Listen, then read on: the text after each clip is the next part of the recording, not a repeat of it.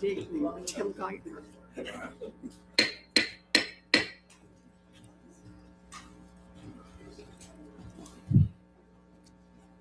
Good morning, and thank you, Secretary, for being with us today.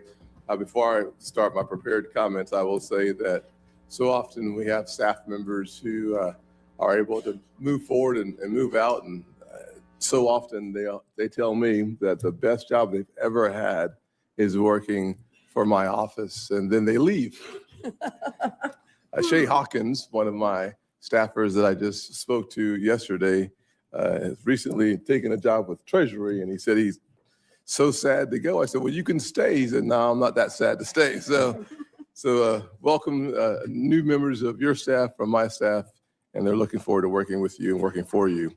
As chairman of the Banking Committee, I'm committed to enacting pro-growth, pro-affordability policies. From the Genius Act to the road to housing, I am proud of the bipartisan work this committee has done to promote economic growth and affordability. As we build on that progress, it's important to remember that affordability is not an abstract concept. It's about whether families can afford a home, save for the future, and feel confident that hard work still pays off in America. Today, I want to focus on the gains we have made in affordability, growth, and how they fit together with financial stability. For many Americans, including families and small businesses at home in South Carolina, one of the fastest growing states, I might add, in the country, these issues are not hypothetical. They shape everyday decisions about work, housing, and opportunity.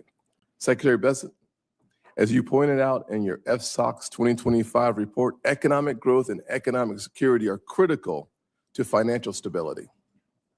As a fellow Charlestonian, fellow South Carolinian, you understand firsthand how economic growth, population growth, and opportunity intersect at the community level. FSOC was created to identify and respond to systemic risk. But for far too long, FSOC has focused on a climate agenda that damaged financial stability and, as you pointed out, Secretary Bessent, treated nearly every single sector of the economy, financial market, and major financial institution as a potential financial stability vulnerability. Under your leadership, FSOC has rightly recognized that long-term economic growth and economic security are core components of financial stability. A system that slows growth, limits opportunity, or prices families out of basic financial services is not a stable system. It's a fragile one. Thank you for refocusing FSOC on household balance sheets and household financial resilience. When families have savings, access to affordable credit, and confidence in their financial future, they are better equipped to weather storms, weather economic shocks, and the system becomes more resilient. Strong households also strengthen local communities, and strong communities contribute to a more resilient national economy. That's why I'm interested on how FSOC balances systemic risk and its oversight with the need of economic growth, innovation, and affordability. Reassessing bank regulatory and supervisory frameworks to remove undue burdens isn't about weakening safeguards. It's about making sure the financial system works as intended for the people it serves. Coordination matters too. Businesses should not be caught in the crossfire of conflicting rules, duplicative supervision, or regulatory whiplash.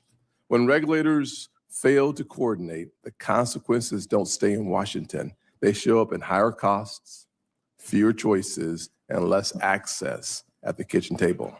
Finally, I want to recognize Treasury's work implementing the Genius Act. This framework has the potential to expand dollar dominance, increase global demand for dollar-dominated assets like U.S. Treasuries, reduce systemic risk, and support economic growth and innovation. At the end of the day, affordability, growth, and financial stability must move forward together. For families and small businesses across the country, including back home in South Carolina, that means an economy that is growing, a financial system that is resilient, and policies that keep opportunity within reach. I am confident that our economy will continue to grow and our financial system will remain resilient. Thank you, Mr. Secretary, for being here, and I look forward to your testimony. Ranking Member Warren, you're now recognized for your opening statement. Thank you, Mr. Chairman. So Secretary Bessent, as one of President Trump's top economic advisors, you have a lot to answer for. Donald Trump campaigned on lowering costs on day one. Those were his words over and over. But 381 days into his term, Trump's economic policies have driven prices up. Grocery prices are up, electricity prices are up, healthcare prices are up, the cost of building housing is up. President Trump's economic agenda is failing families, but boy, it is working great for Wall Street and Trump's billionaire buddies. There have been massive tax cuts for billionaires. Big bank supervision has been cut to the bone, and sidelining the cops who go after white-collar crime. Meanwhile, middle-class families get the short end of the stick. Unemployment is growing and prices are up. But American families can't even get the basic respect of a straight answer from Team Trump. The president lies about prices being lower when every family who's walked into a grocery store knows that prices are up. Secretary Bessent tells workers that the Trump administration has created a blue-collar boom, while Donald Trump's own Labor Department reports that manufacturing jobs are down by 71,000 since Trump took office. But American families aren't fooled. When Secretary Bessent and President Trump try to tell them that the sky is not blue and that water is not wet, hardworking people know in their pocketbooks just how big those lies are. They also know that Trump and his team don't have any plans to fix what is broken.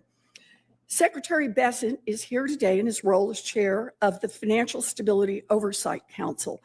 Congress created FSOC after the 2008 financial crash to protect families from large financial institutions that load up on debt and then turn around and crash our economy. Secretary Bessent could have used FSOC over the last year to tighten regulations so that we don't face more bank failures like the Silicon Valley Bank or First Republic Bank that crashed less than 3 years ago. Instead, he has helped to get rid of the guardrails so that banks can load up on even more risk. He's boosted profitability for giant banks and pay for CEOs while making it more likely that all of this ends in yet another taxpayer bailout. And what has he done for consumers? Secretary Bessent tried to shut down the Consumer Financial Protection Bureau, the agency that has returned more than $21 billion directly to Americans cheated by big banks and giant corporations. He's effectively told the banks they can cheat as many people as they want, and he and Donald Trump will look the other way. But it's not just about rolling back safeguards. Secretary Bessent is ignoring emerging risks in the economy.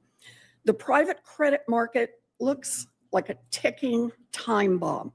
Late last year, Moody's found that banks had $300 billion of exposure and that the risk posed by these shadowy holdings is growing. And as Jamie Dimon said, quote, "When you see one cockroach, there are probably more." But Secretary Bessent and FSOC have their eyes shut tight and have decided they don't see any cockroaches at all. Here's all you need to know about what's happening under President Trump's and Secretary Bessent's watch. Middle-class families are paying higher prices for just about everything, while it becomes harder and harder to get a raise or find a job.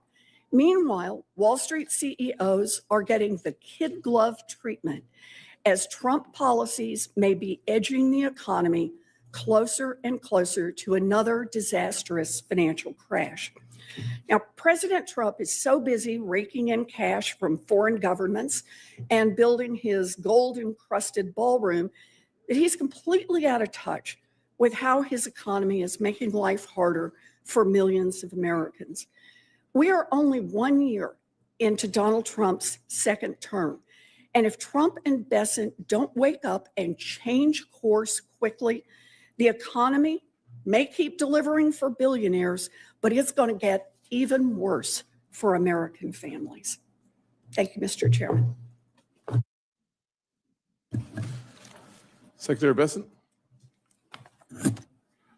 Good. Chairman Scott, Ranking Member Warren, and members of the committee, thank you for inviting me to discuss the Financial Stability Oversight Council's 2025 annual report. This report is the culmination of extensive collaboration among FSOC members. I'd like to thank them for their hard work and dedication in advancing the President's bold vision for a better America. Since day one, President Trump has focused on building parallel prosperity, an era of economic expansion where Wall Street and Main Street grow together.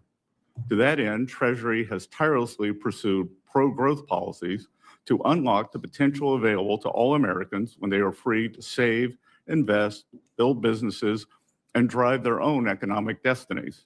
The Financial Stability Oversight Council plays an important role in delivering on this agenda. Too often in the past, we have seen regulation by reflex. Rather than preempting crises, regulators have frequently reacted to them after the fact. They played the role of hazmat cleanup team instead of preventing dangerous spillovers in the first place. Regulation by reflex has led to a regulatory myopia that has undermined safety and soundness. Under President Biden, the bank regulators preoccupied themselves with reputation risk, now discredited climate-related financial risk, and other risk, with no clear nexus to safety and soundness. At the same time, they centered supervision on management and other governance matters that distracted examiners and banks' risk managers from the real risk to safety and soundness.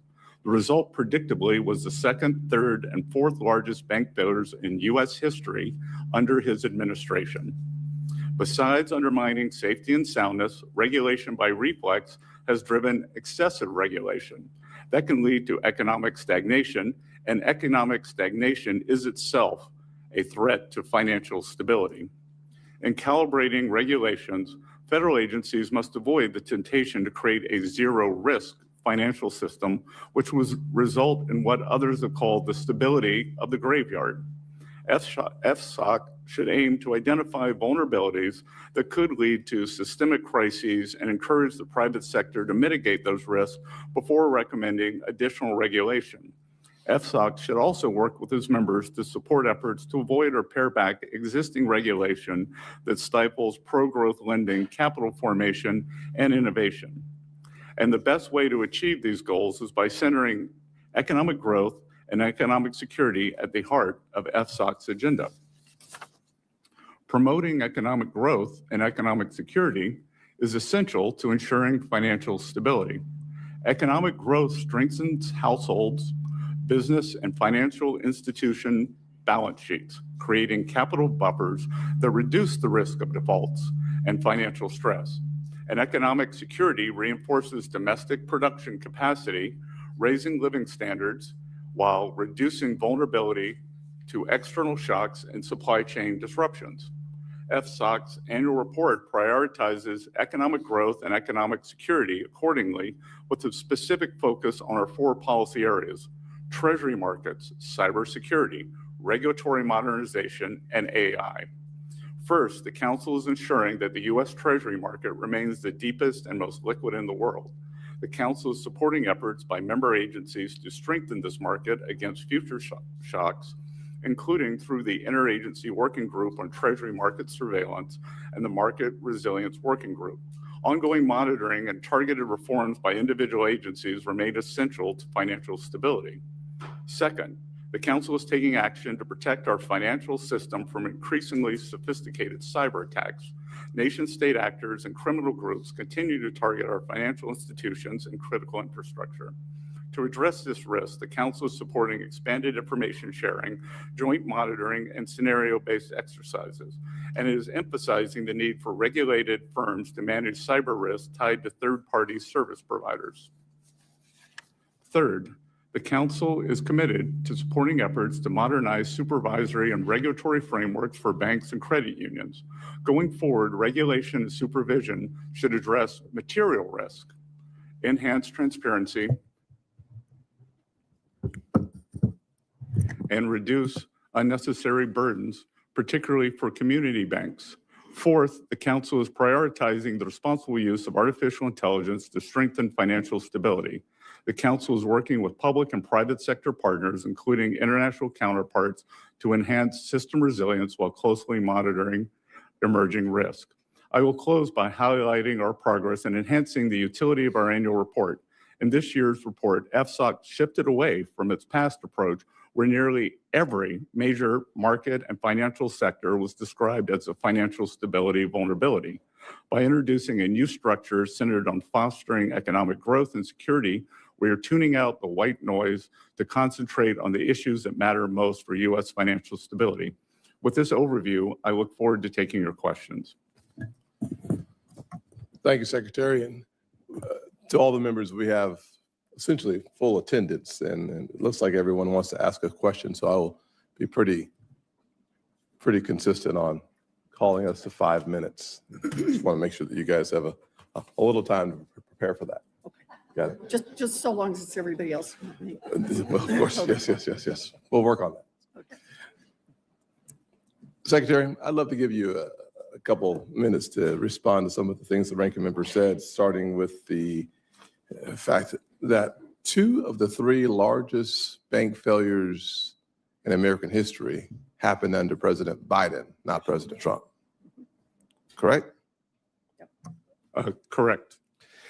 Number 2, under President Biden, we saw devastation in household after household after household. He dug a big hole where the average family was losing at the end of his term over $1,000 a month in spending power.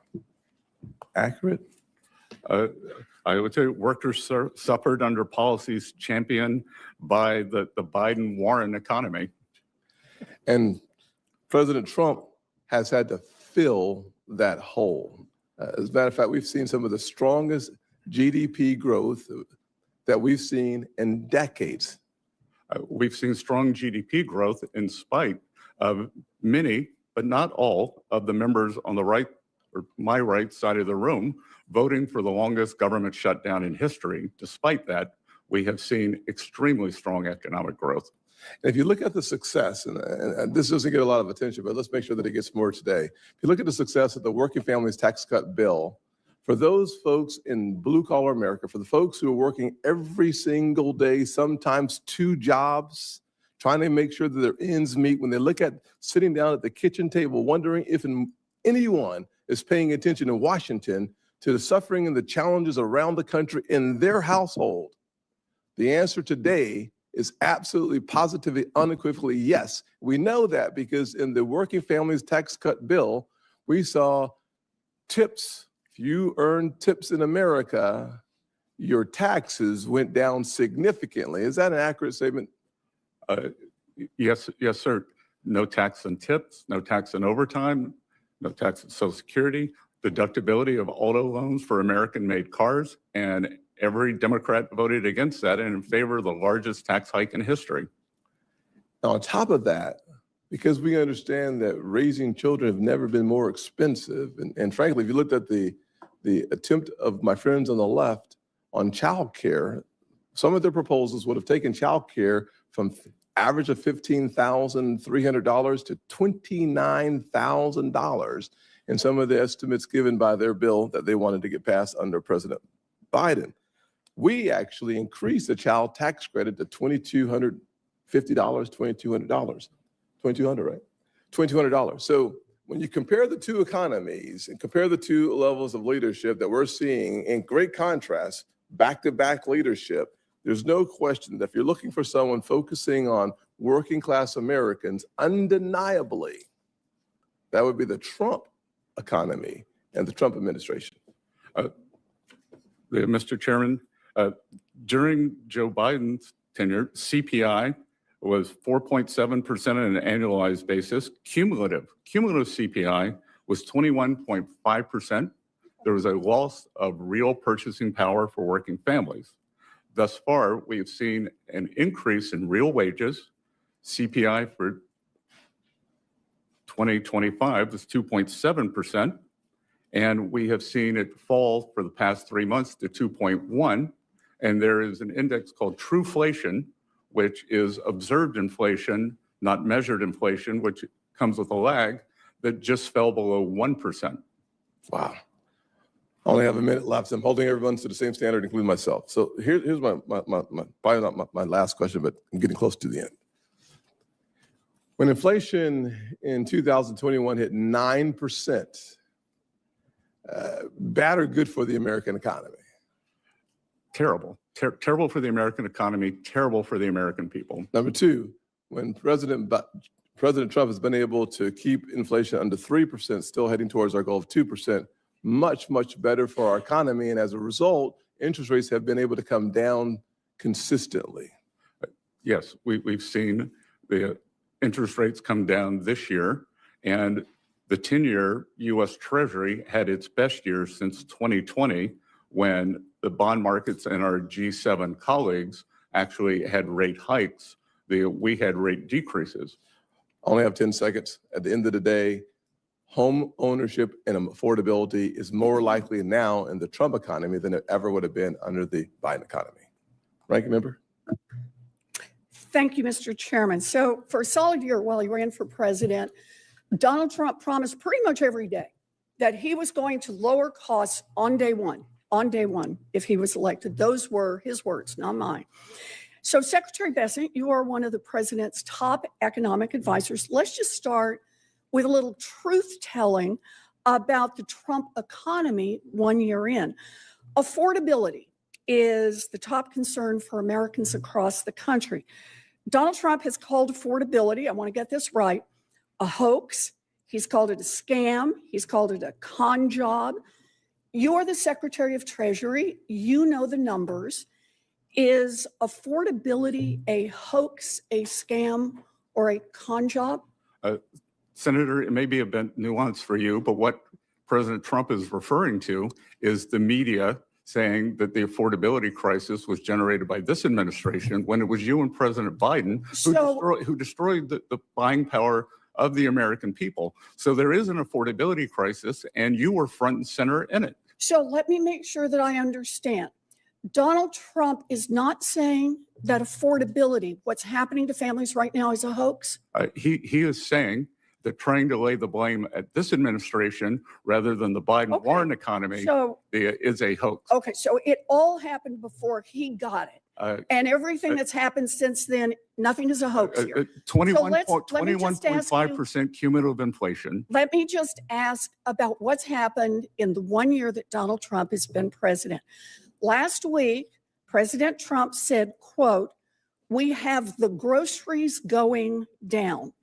Did grocery prices drop in 2025? Numerous prices have. Did grocery prices drop in 2025? Numerous grocery prices have gone down. I'm sorry, I don't know if you can't hear me. Did grocery prices drop in 2025? Numerous grocery prices have gone down. Some of them. And in fact, So we have seen inflation at 2.1% for the past 3 months. Have you seen the Bureau of Labor Statistics, that is Donald Trump's own Bureau of Labor Statistics numbers, that report that grocery prices were 2.4% higher at the end of 2025 than they were at the end of 2024? Trump's own Department of Agriculture has projected that those prices would climb higher in 2026. And under Donald Trump, families are paying more and more for groceries. So if you're just going to insult people by denying the facts that are out there and tell people they're doing great when they're struggling, I think that's just another way to say you don't have a plan to bring down these prices. You're not willing to admit the failures of the Trump administration. Senator. I will ask you a question in just a sec here. It's not just groceries. The numbers from Trump's own economic agency show that Americans are paying more for utility bills, more for health care, more for housing construction. Families aren't fooled by these lies. Mr. Secretary, you owe it to American families to own up what's going on. And Secretary Bessent, I have one more question for you while I have you here. You ran the search for Donald Trump's Fed chair nominee, and Trump promised, quote, anyone that disagrees with me will never be Fed chairman. Kevin Warsh got the nod last Friday, and then over the weekend, Donald Trump joked that he would sue Mr. Warsh if he failed to lower interest rates. At least I think it was a joke. But just in case, this should be an easy one, Mr. Secretary. Can you commit right here and now that Trump's Fed nominee, Kevin Warsh, will not be sued, will not be investigated by the Department of Justice if he doesn't cut interest rates exactly the way that Donald Trump wants? That is up to the president. Can you commit that you will? I'm sorry. Can you commit that you will not hold up? Be sued if he doesn't drop interest rates. Can you? And he won't be criminally investigated. The president also made a big joke about you that I won't repeat, Senator Warren. That was the actually, I will. one. He said he had reservations. If this was a joke, why not just say so? It was a joke, and he made a joke about you too, Senator Warren. Yes, got a lot of laughs. Got a lot of laughs. Yeah. So I don't know if you want to respond to that. I do want to respond. What I can don't tell you think too the American is people Mr. are Warsh laughing. is highly qualified. They're the ones who are and struggling with affordability. Why don't you tell the nation what you told me, that you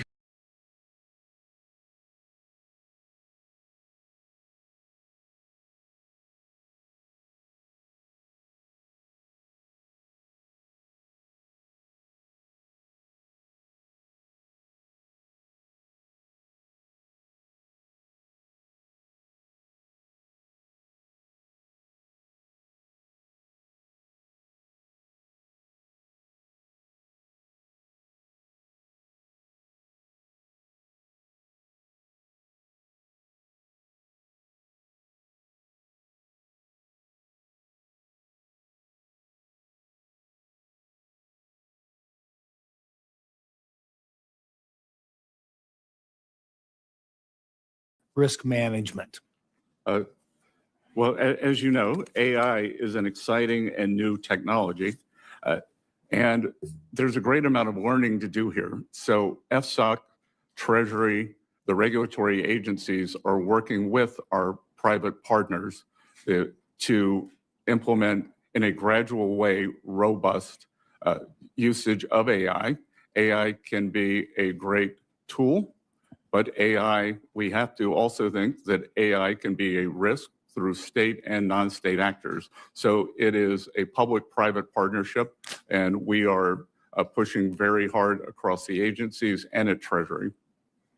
FSOC's report also recognizes that overly complex and subjective supervision, like reliance on vague concepts such as reputational risk, as you mentioned in your opening statement, restricts valuable activities. Given FSOC's push for clearer standards and responsible AI adoption, would a time-limited AI sandbox for financial institutions with clear guardrails help firms test AI tools in a controlled setting while regulators evaluate risks and benefits?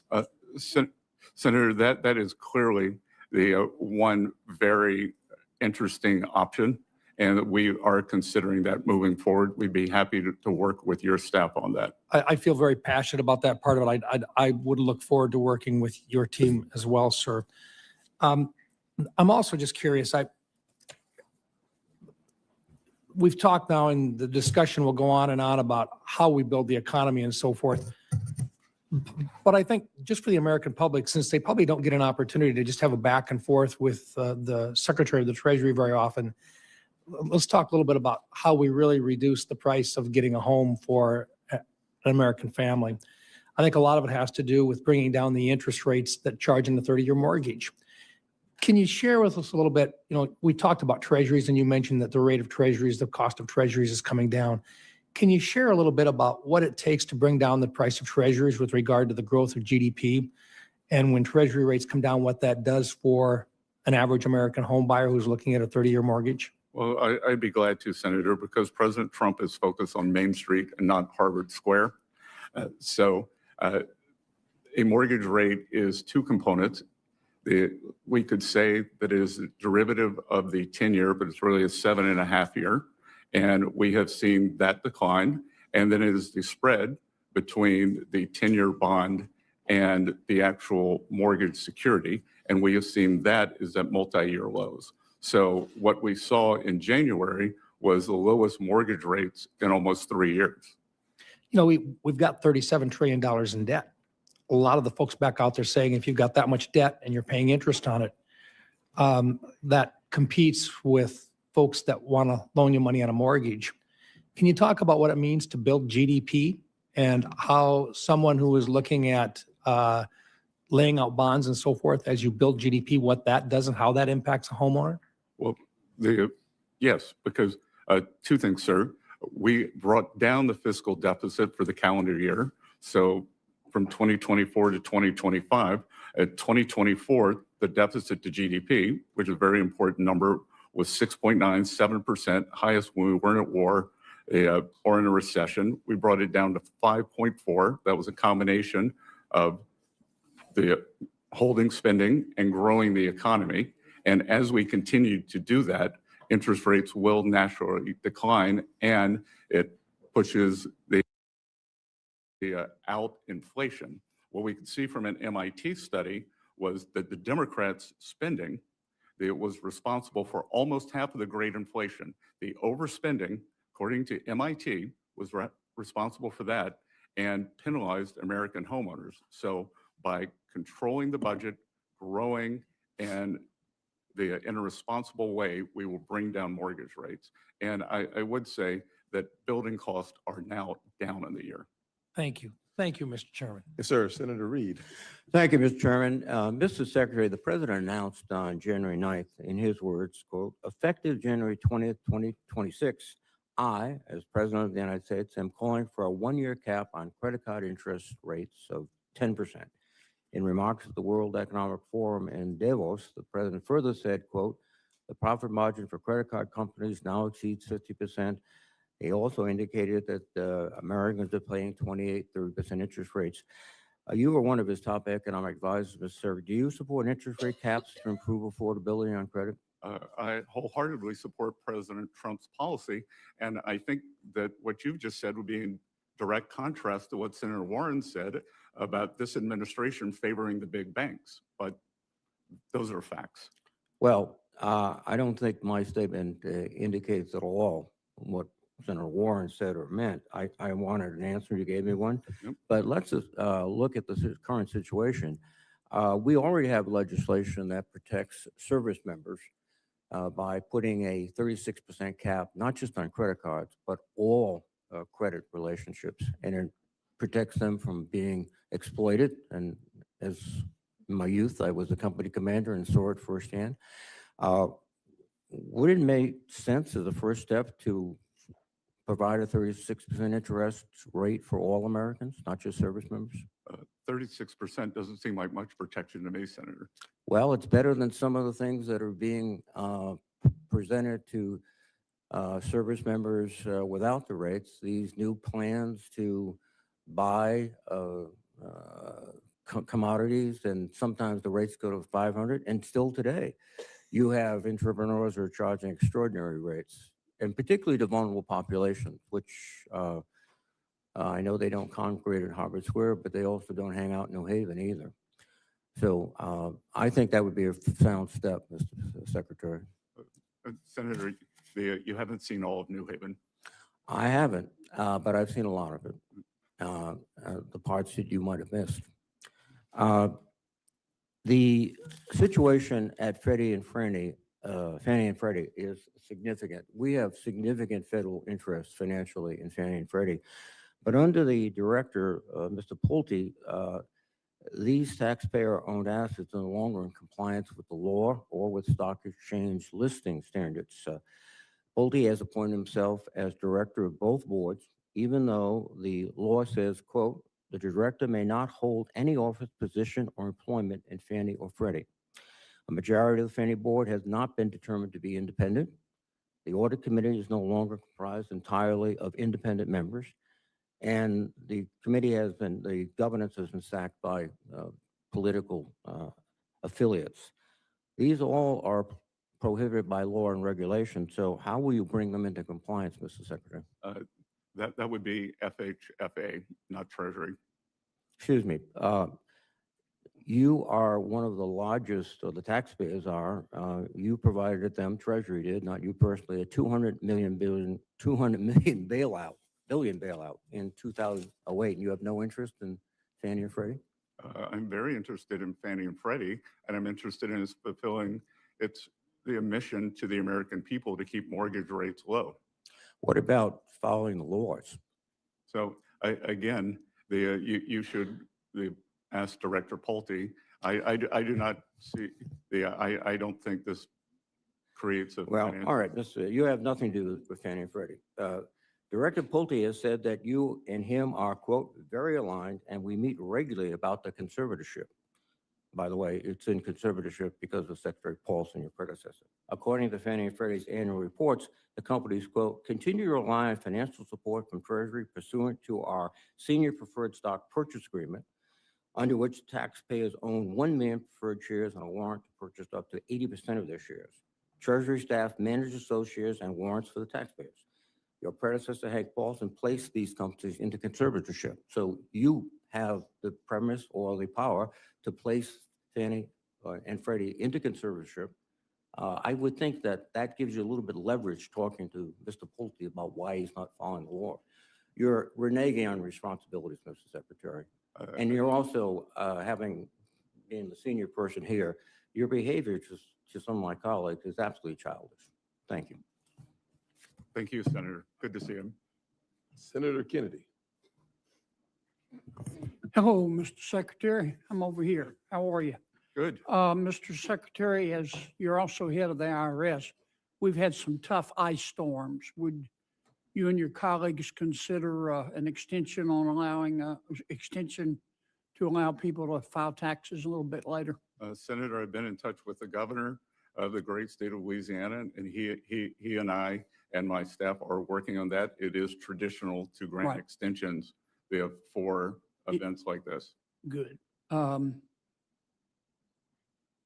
If Canada came to the United States, well, let me preface this by saying I understand that tariffs have a number of purposes, but the foremost reason for tariffs is to try to stop other countries from taking advantage of us through either their tariffs or trade barriers. If Canada, for example, came to the United States and said, we're going to zero tariffs in the United States. All of them are off on our end. Would you, Mr. President, speaking to our president, go to zero tariffs and then just let Canadian companies and American companies compete on a level playing field? Absolutely not. As we saw last week, when 2 weeks ago, when Prime Minister Carney went to China, he lowered tariffs on Chinese EVs from 100% to 6%. U.S. has 100% tariff on Chinese EVs. We couldn't let our northern border be used as a way for Chinese EVs to come into the U.S. Right, okay. I'm going to lead you a little bit because Senator Scott is a she-bear when it comes to time. The poverty rate, according to the Census Bureau, is 11%, isn't it, in America? I'll take it. I'll take Okay. your word, Senator. And that's the Census Bureau defines poverty, is it not? Yes, sir. Is it not true that the Census Bureau, in defining poverty and determining that our poverty rate is 11% or 36 million Americans, which makes us look bad, only will consider direct cash payments from the federal government to poor people, such as, let's say, SSI payments or TANF payments? Correct. Okay. And isn't it true that the Census Bureau, in determining poverty, doesn't include non-cash payments, doesn't include Medicaid or food stamps or housing subsidies or refundable tax credits? Isn't that true? That is correct, Senator. Yeah. Let me give you an example. Mom, 2 kids, poverty level for her and her kids is $27,000. Mom works part-time. She makes $11,000. According to our Census Bureau, she's poor. She's below the poverty line. But she also receives, she works, I recall I said, makes $11,000 a year. She receives $4,100 in refundable earned income tax credits, $3,400 in refundable child tax credits, which means she gets a check, $9,200 in food stamps, $9,500 in housing subsidies, $900 in utility bill subsidies, $16,000 in Medicaid, $31,000 a year in free school lunches, and $6,000 in TANF payments. If you add that up, that's $64,100 a year, according to math. I'll believe your arithmetic, Senator. Okay. But using the Census Bureau's definition of poor, they don't include all these payments. They just include her income and the TANF payment. Does that make sense to you? No, sir, and you should bring that up with the Commerce Department. I know, but you've got influence. I know how close you and the Commerce Secretary are. I'm hoping you could bring it up with somebody above. The president says we're opposites and I'm tall. I'm not going to comment on that. Would you talk to the president about this? If you include all cash and non-cash payments, the poverty rate in America is 1%. That's a good point to end on. Thank you, I Senator. told you he was a she-bear. I'm not quite sure for this. Senator Moreno, you and I will talk about the she bear later. Let's go on to Senator Van Hollen. Thank you, Mr. Chairman. No more. Mr. Secretary, I think you would agree that the credibility of the Secretary of the Treasury is important, and I want to give you a chance to retract a statement that you made on national TV. Alex Preddy was shot 10 times and killed by federal agents in Minneapolis. The administration, some administration called him a, quote, domestic terrorist. You suggested that Alex Preddy was culpable in his own killing because he had a gun in his waistband holster, which he was licensed to carry. When asked, you said, quote, I'm sorry this gentleman is dead, but, and you went on to say he had a weapon, suggesting that he was culpable in his own killing. So, Mr. Secretary, today, would you like to retract that statement? I would not. And would you like to express remorse over the death of Ashley Babbitt here in the Capitol? Oh, I have expressed remorse over that. So I've done that, Mr. Secretary. Mr. Secretary, please don't change. So you think, I have other questions, but I actually would have expected you to take this opportunity to rephrase your response to that question. So you think the fact that he legally had a gun justified his killing? I didn't say that at all. You said, do you think he was culpable, partly to blame in his own killing because he had a gun? They did not say that. I'm asking you a question now. Do you believe he was in any way culpable for his own killing because he legally carried a gun? Again, this is an FSOC hearing. Yeah. So, But you're the Secretary of the Treasury. Why don't we talk about financial stability and oversight?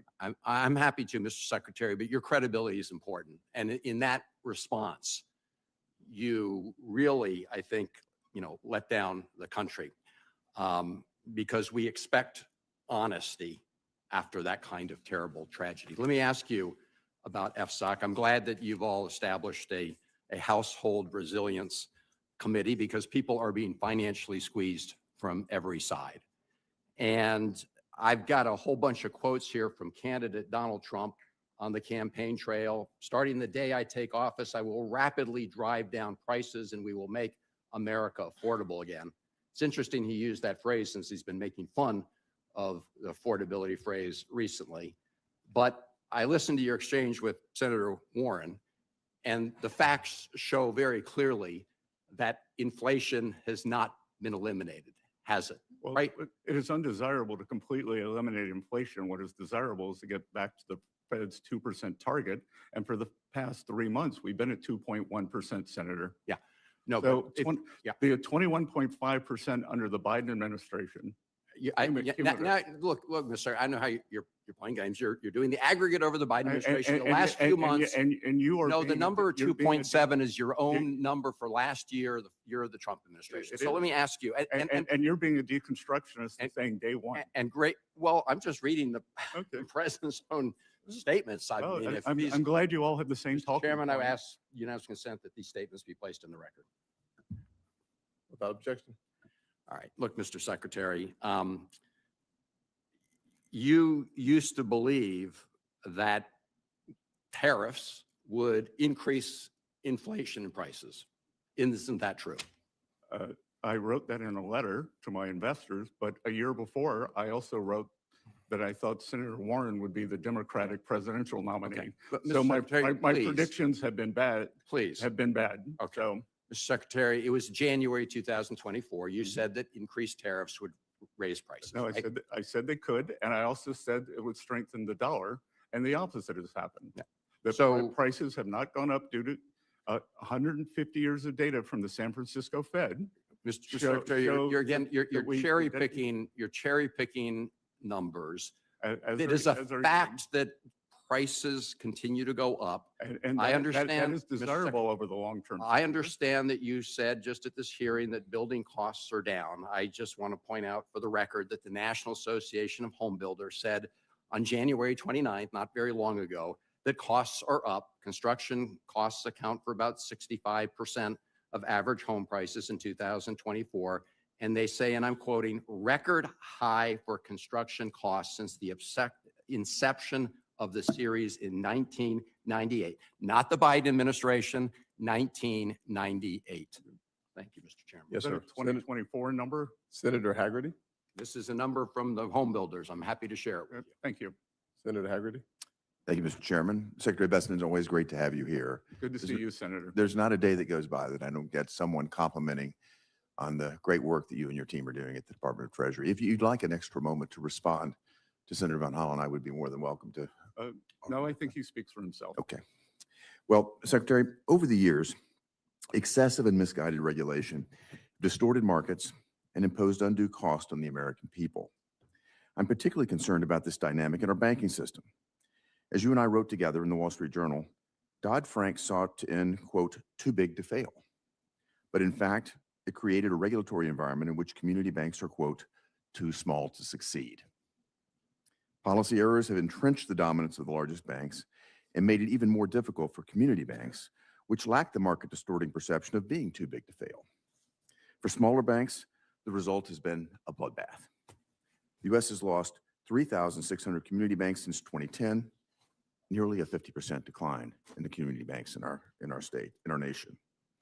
Secretary, I proposed bipartisan legislation to increase the deposit insurance limit for non-interest-bearing transaction accounts. This is not a wholesale increase in the deposit insurance limit. It's a narrow reform targeting only non-interest-bearing accounts, typically payroll accounts. How does this bill, this targeted expansion of coverage, fit into the administration's vision for supporting community banks? Senator, as you know, I, along with you, am one of the great, and another member of this committee, they are a great advocate of this because what we have seen is depositors, investors believe that large banks have an implicit guarantee on all of their deposits during a time of crisis, during a stress event. As we saw in March of 2023, deposits flee from small banks because they are not believed to have that implicit guarantee. Mhm. So if we can have an account for which small businesses, normally their payroll accounts, can deposit funds with the surety that they will be returned, then it will stop that deposit beta, allow Main Street to flourish. What we have seen since the great financial crisis, due to overregulation, 50% of community and small banks have disappeared. And that is what is harming Main Street. Yeah. Well, thank you, Mr. Secretary. And I think that's precisely why the National Association of Community Banks have supported my legislation and the legislation you and I wrote about in the Wall Street Journal. Uh, Last year, Mr. Secretary, President Trump signed my bill, the Genius Act, into law. Private sector estimates suggest that stablecoin adoption may reach between $1 trillion and $3 trillion by the end of this decade. As you know, the Genius Act requires stablecoins to be backed by high-quality liquid assets such as U.S. Treasuries. How does the U.S. leadership in crypto and stablecoins fit into Treasury strategy for maintaining the dollar's role in the center of the global financial system? Well, Senator, I want to congratulate you and your colleagues, both sides of the aisle, but thank you for your leadership on this. This can be an important source of funding for the U.S. government as we push down the funding for the U.S. government that helps everyday Americans, whether it is for mortgages, or any other borrowing requirements, keeps taxes low. And we believe that with the U.S. having the safest, soundest, best practices, we can draw in new sources of funding via the stablecoin mechanism. Mhm.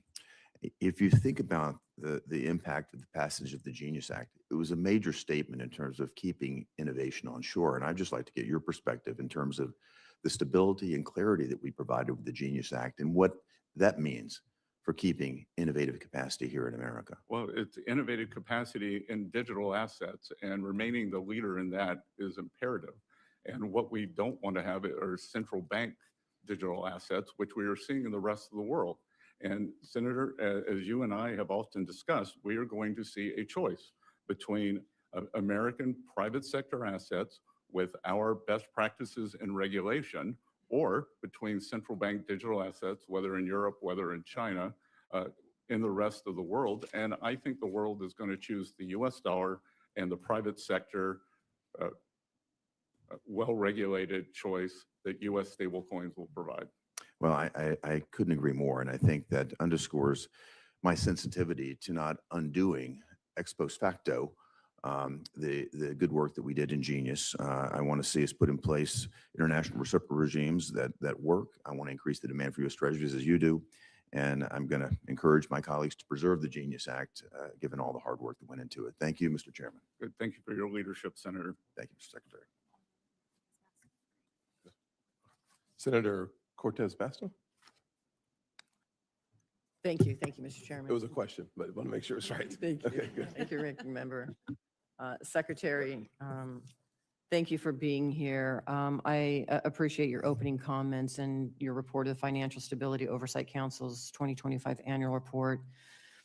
You stated in your opening comments that the Treasury has tirelessly pursued pro-growth policies to unlock the potential available to all Americans when they are free to save, invest, build businesses, and drive their own economic destiny. So let's talk about building businesses under this administration.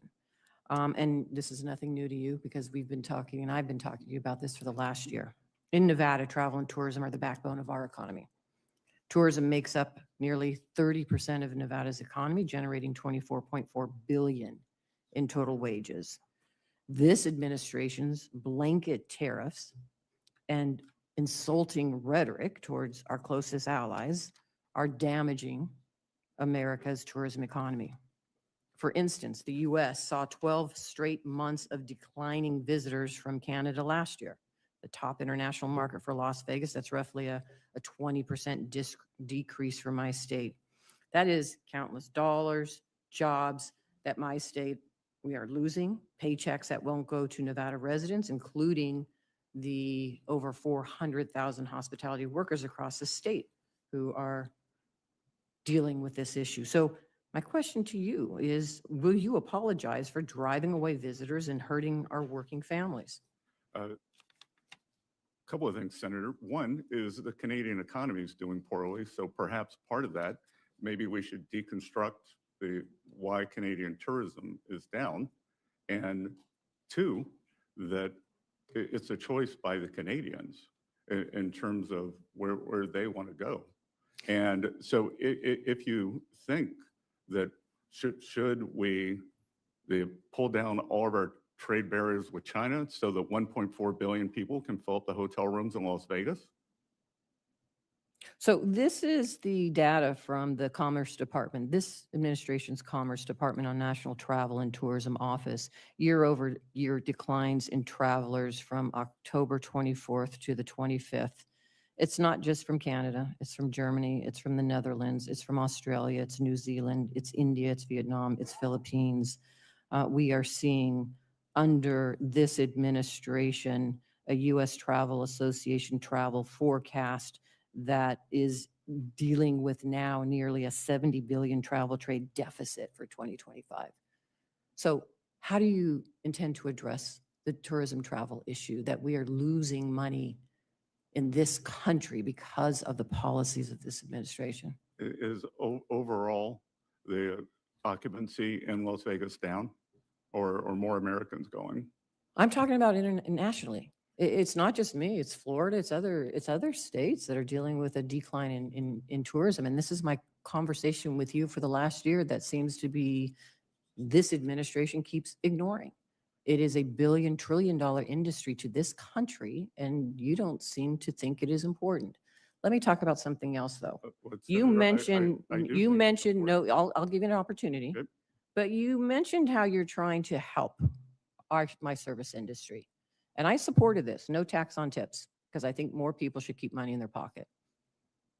But if you're in a service industry and you don't have tourism coming and you don't have a job, doesn't really matter if your tips are taxed if you're not getting tips. There's a problem. You just have to come to my state, talk to my service industry, talk to the individuals to see. They are not feeling better. No matter how much you and this administration start talking about how wonderful this economy is, they're not seeing it. It is a problem. And I'm asking, and I think some of my colleagues as well, let's fix it. There's affordability issue in this country, and we need to address it working together. Let's solve this problem. Let's not come up with facts. Let's not tell the American public something that they don't see in their own bank account. Let's just work together to figure it out. That's all I'm asking. I'm asking you to work with us. One final thing.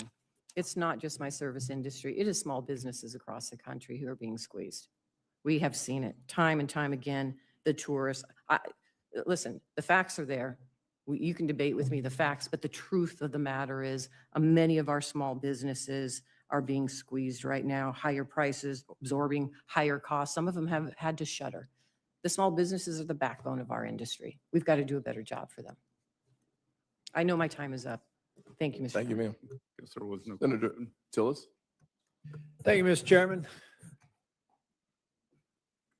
Mr. Bessent, thank you for being here. I'm going to give you a breather. I got a statement to make that I don't expect you to respond to. Mr. Chairman, I seek unanimous consent to put into the record the statement of various banking committee members with respect to the testimony of Chair Powell and his last hearing here. Without objection? Thank you. Mr. Chairman, that's a list of members who have indicated that they did not see criminal intent in his comments here before he was in the banking committee. The reason I brought this up is I had a reporter yesterday challenge me on why it was inappropriate for a sitting member to question a pending investigation. I never do that. But I told the reporter I did it because I was actually a witness at the alleged scene of the crime. The entire case against Senator Powell is encapsulated in his answers to questions before this committee. And now, including the chair, we have witnesses at the alleged scene of the crime we're disappointed with Chair Powell. I actually like Warsh as a potential chair, but we've all said that he was testifying and we didn't see a crime. And so I'm reminded, I don't know about you all, I watch Forensic Files. I've been watching it for years. And I'm kind of thinking about the scene would go like this. In spite of 7 witnesses, eyewitnesses saying no crime was committed, the prosecutor thinks otherwise. And then you hear that music and you cut to commercial. So I do think it's fine for me, being a witness at the scene of the alleged crime, saying that we got a majority of people on this side of the aisle that didn't think a crime got committed either. If we do this sort of stuff, I believe that future hearings for the Treasury Secretary and other members will be a lot like that Chappelle skit on I Plead the Fifth. They're going to be flanked with attorneys, and anytime that they think that they're in the middle of a perjury trap, they're probably just going to say, I'll submit it to the record after consultation with my attorneys. Is that really the way we want oversight to go in the future? I don't expect an answer to the question, but I did want to get that off my chest. So I gave a more fulsome answer to that reporter who asked why it was that I was opining on an active investigation. Mr. Secretary, I'm thrilled that you're in the role you're in. I think you're a steady influence. I know that I've been public about criticizing certain president's advisors. You're certainly not one of them. But I do have a question. I actually ran into Senator Warren on the floor, and I said, my goodness, Elizabeth, I call her Elizabeth when we're talking on the floor. I said, you have convinced President Trump to put artificial caps on credit card rates. Good on you. Now, I'm going to do everything I can to kill it, but good on you. I think you even talked to the president about that, right? Mr. Secretary, what would happen if we put, well, I don't know where you are on the policy, but what would happen to, let's just say one area, asset-backed securities, if we imposed artificial 10% cap on credit card interest rates? And then if you have time in the minute, it's the only question I'm going to ask you. What would it likely do for credit card issuers who are still going to have to rate for risk in terms of debanking or unbanking or reducing access to a credit? So if you could get to the first one, which has to do with asset-backed securities, if you have time, you can go to the second one. Thank you. Yes, I think we at Treasury are still examining what it would do to the asset security market. I think it would depend on the length. The president's called for 1 year. And we would also see if they were able to cut costs. Senator, because what's happened is we've seen a migration where credit card companies used to compete on APR, or the interest rate, to rewards. And the rewards go mostly to the upper end. So again, the profitability of credit card companies doesn't have to be hit if they concentrate more on competing on rates than rewards. Work on the spread. There's a lot of frothiness in there if we don't get it right. Thank you, Mr. President. Thank you, sir. Senator Warner. Thank you, Mr. Chairman. And boy, I didn't hear Senator Kennedy this morning, but Senator Tillis, you were like out Kennedying Kennedy today in terms of your presentation. That's a high bar. Mr. Secretary, good to see you. No, Mr. We will not extend to you anymore. Mr. I got to get my time. In a House move, I reclaim my time. 4 minutes and 38 seconds. Please use them. You actually haven't. All right, Mr. Secretary, I got a bunch of stuff. One of the reasons I voted for you, encouraged others, was your support for CDFIs. One of the things I'm really proud of, Senator Crapo and I have had an active bipartisan CDFI caucus. And last October, oh my gosh, Senator Crapo got 105 Republican members of Congress, including 8 Republicans on this committee, to say CDFIs, it's a good program. Yet the CDFI fund at $324 million in fiscal year 25, it's now February 26, and none of these funds have been released. And I know we've talked about this. Treasury, I know, works with OMB and some difficulties there. And we're hearing from CDFIs and how this is dramatically affecting. When can we expect those funds to get released? Senator, I can't give you an answer. OMB will decide the terms and the timing of the CDFI apportionments. Mr. Secretary, I got to tell you, you're the Treasury Secretary. You run this program. You had 105 Republicans say we need to get the money out. Well, Senator, unlike the Federal Reserve, I can't print magic money. Well, you sure as heck could call the OMB director and say, this is a program that you have legal authority over. It is important. Matter of fact, as we talked about, President Trump, in many ways, I know he's forgotten this, but in 2019 became the godfather of CDFIs. when in the last Trump COVID package, he put $12 billion into this program. So I urge you, please, Mr. Secretary, pick up the phone and call. I know it would be difficult. I wouldn't want to talk to the OMB director either that much, but please talk to him and see if you can get those dollars released. It is so important. And I hope the 8 of my Republican colleagues will at least say, attaboy Warner on this one. Thank you, Mr. Chairman. I reserve my time back. I want to add, I know we're spending a lot. I feel like I'm in crypto hell. I know, Cynthia, I'm welcome to it, and God bless you. And you know, I think, and actually, and I really appreciate what you did on the stablecoins bill. And I think, you know, we got a lot of broad bipartisan support. At least many of us, I think all of my Republicans and many of my Democratic friends agree, we want these products built in America. Crypto's here to stay, and we need clear rules of the road. And stablecoin was simple compared to market structure. But you have, one of the things that we see in crypto, and we are working our tail off. You can please, I think the chairman and I've spent, and Cynthia and others have spent more time on this than, anyway, I'm going to use up my time. But there are a lot of issues around national security that you have unique perspectives on with FinCEN, with the Secret Service. We sure as heck don't want to take away from prosecutors some of the tools they have to go against bad guys. You know, we've got to have some area to close down some of the gaps in DeFi. And again, there's bipartisan agreement on this, but boy, we need, I think we're starting to get some of the technical assistance. But if you can just make clear that this is a real problem, and you know, we'll deal with yields and rewards, we'll deal with a host of other issues, but these national security issues around DeFi are real, and we need to not create a set of rules that leaves huge exemptions and candidly takes away some of the prosecutorial powers that exist today. Senator, I look forward to working with you on that. We've had problems, and historically, there's problems when the technology gets ahead of the legislation. So if we can work with you on the legislation it's for both OFAC and FinCEN.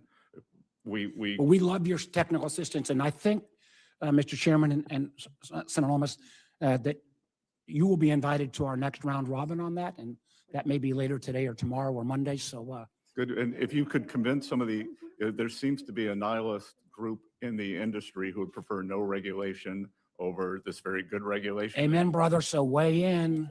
I do. Weigh in. Early and often, Senator. Weigh in. One last comment. I know my time is up. Oh. No, last comment. Hey, Senator. agentic AI, we got to come back and talk about. Agentic AI, huge possibilities with AI, but we've got to be careful about that. Thank you, Mr. Chairman. Unbelievable. Okay. Senator Lummis. Thank you. I'm going to pursue this line of questioning. Thank you, Mr. Secretary, for being here. You've had a chance to travel the world since you took the oath of office. Is China trying to use digital assets and blockchain to build an alternative to American financial leadership? We don't know that for sure. There are lots of rumors of Chinese digital assets that may be backed by something other than the RMB, perhaps gold-based. We haven't seen that. They have a very large sandbox in Hong Kong, and HKMA is actively traveling the world looking at different mechanisms. So I would not be surprised. Based on what you know now, what is your opinion about the importance of having clear rules of the road, market structure legislation in the United States? Look, I think that it's impossible to proceed without it. We have to get this Clarity Act across the finish line, and any market participants who don't want it should move to El Salvador.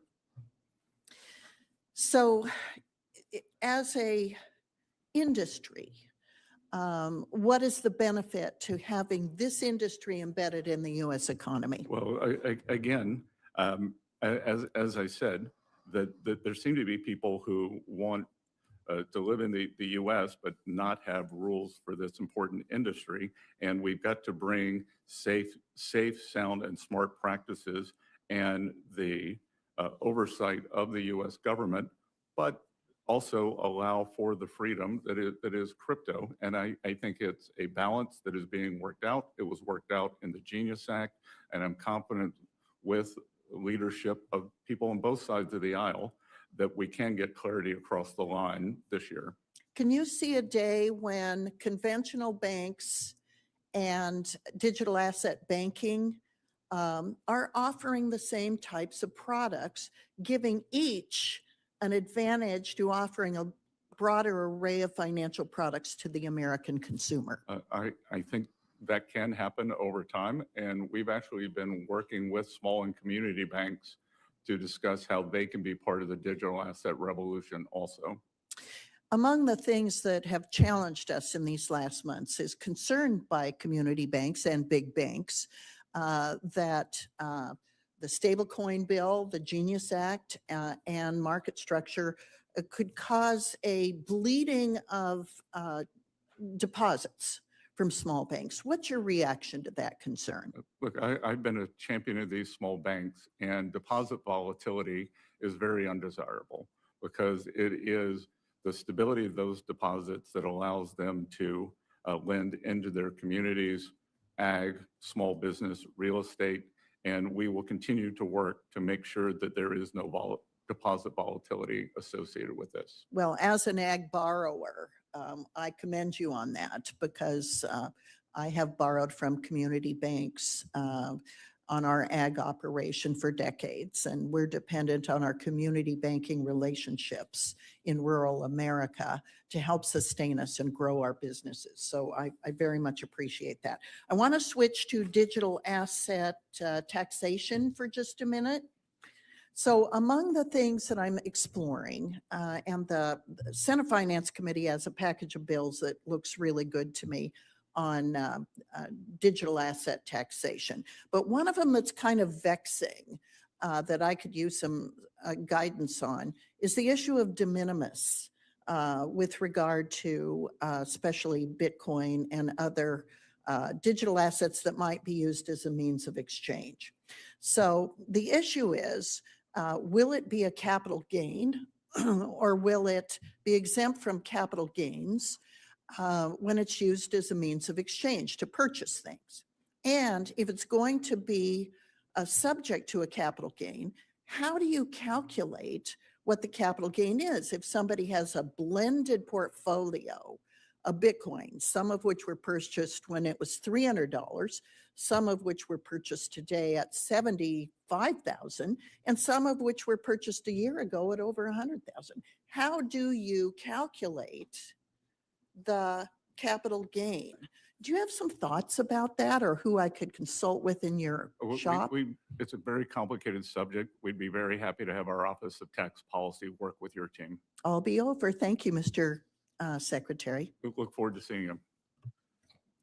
Senator Smith. Thank you, Mr. Chair. Mr. Secretary, would you consider food and ag to be an important part of the U.S. economy? Extremely. Thank you. I agree with you on that. The U.S. food and ag sector is a massive economic force contributing over $9.5 trillion, supporting over 24 million jobs. So, Mr. Chair, what I'd like to do is to submit a letter for the record. This is a letter sent on Tuesday to the ag committees in both the House and the Senate. It's signed by 27 former and current leaders in the ag sector from all across the country. It's a very bipartisan letter. Folks from corn, pork, milk, grains, renewable fuels, Farm Bureau, former USDA officials from both Democratic and Republican administrations. Without objection. Thank you. Secretary Bessent, as you no doubt know, and as this letter points out, farm bankruptcies have doubled.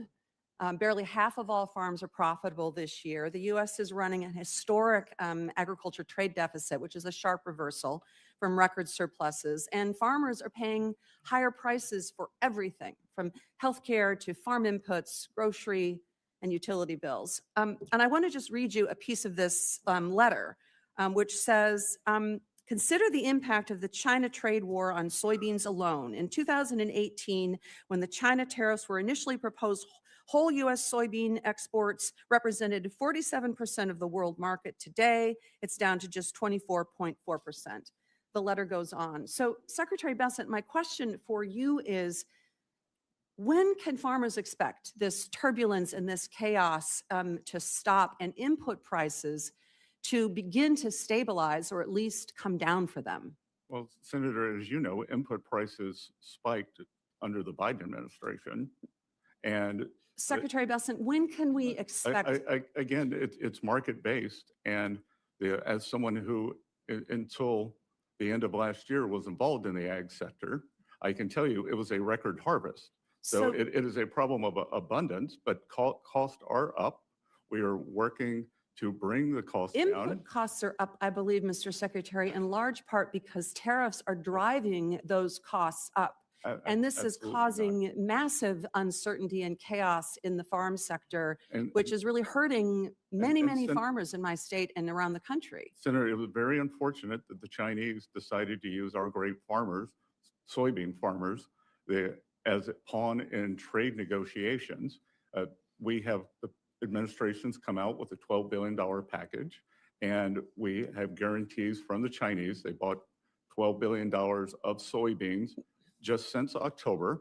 They are committed to buying, not 12 million tons. They will buy 25 million tons for the next 3 years to stabilize the market. But what is happening for farmers in Minnesota is this constant on again, off again, tariffs on, tariffs off. It is chaotic, it is confusing, and it is destroying our markets. And so it has nothing to do with the tariffs on. well, I think it has a lot to do. And these farmers, sir, believe that it has a lot to do with Trump tariff policy.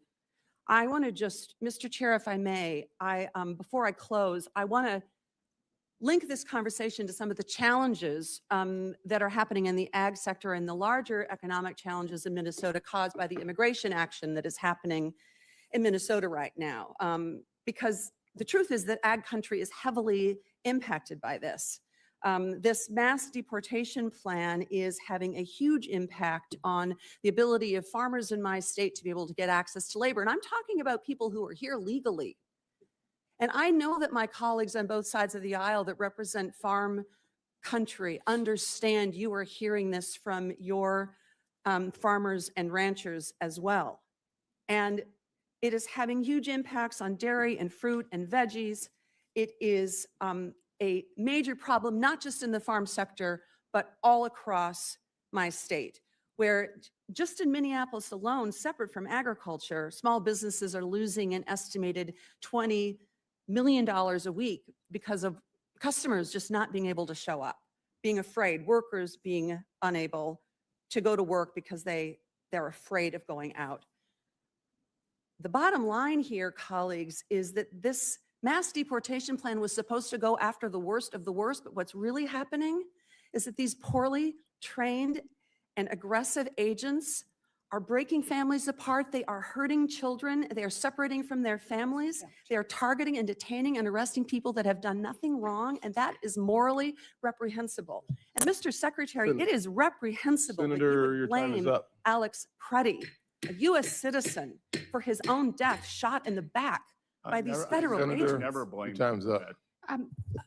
Thank you, Mr. Chairman. I'd like to just respectfully respond to my colleague and give you an opportunity to actually respond as well, Mr. Secretary. When I look back over the last 4 years of the Biden administration, it was failed policies for our agriculture industry. Number one, President Biden walked away from the trade deals and the trade gains that President Trump had gotten for our ag industry. Number two, with record high inflation, it hit our farmers worse than anyone. Both the war on energy of the Biden administration, plus the amount and the payment of equipment, plus the fact that input costs had literally been frozen, and the Biden administration failed to pass a farm bill, didn't even try. So here you had record high cost with energy, equipment, labor, inflation, and then you cap what they can make. And I don't remember one person on the other side of the aisle saying, let's move a farm bill. Let's help these people. Let's drive down energy cost.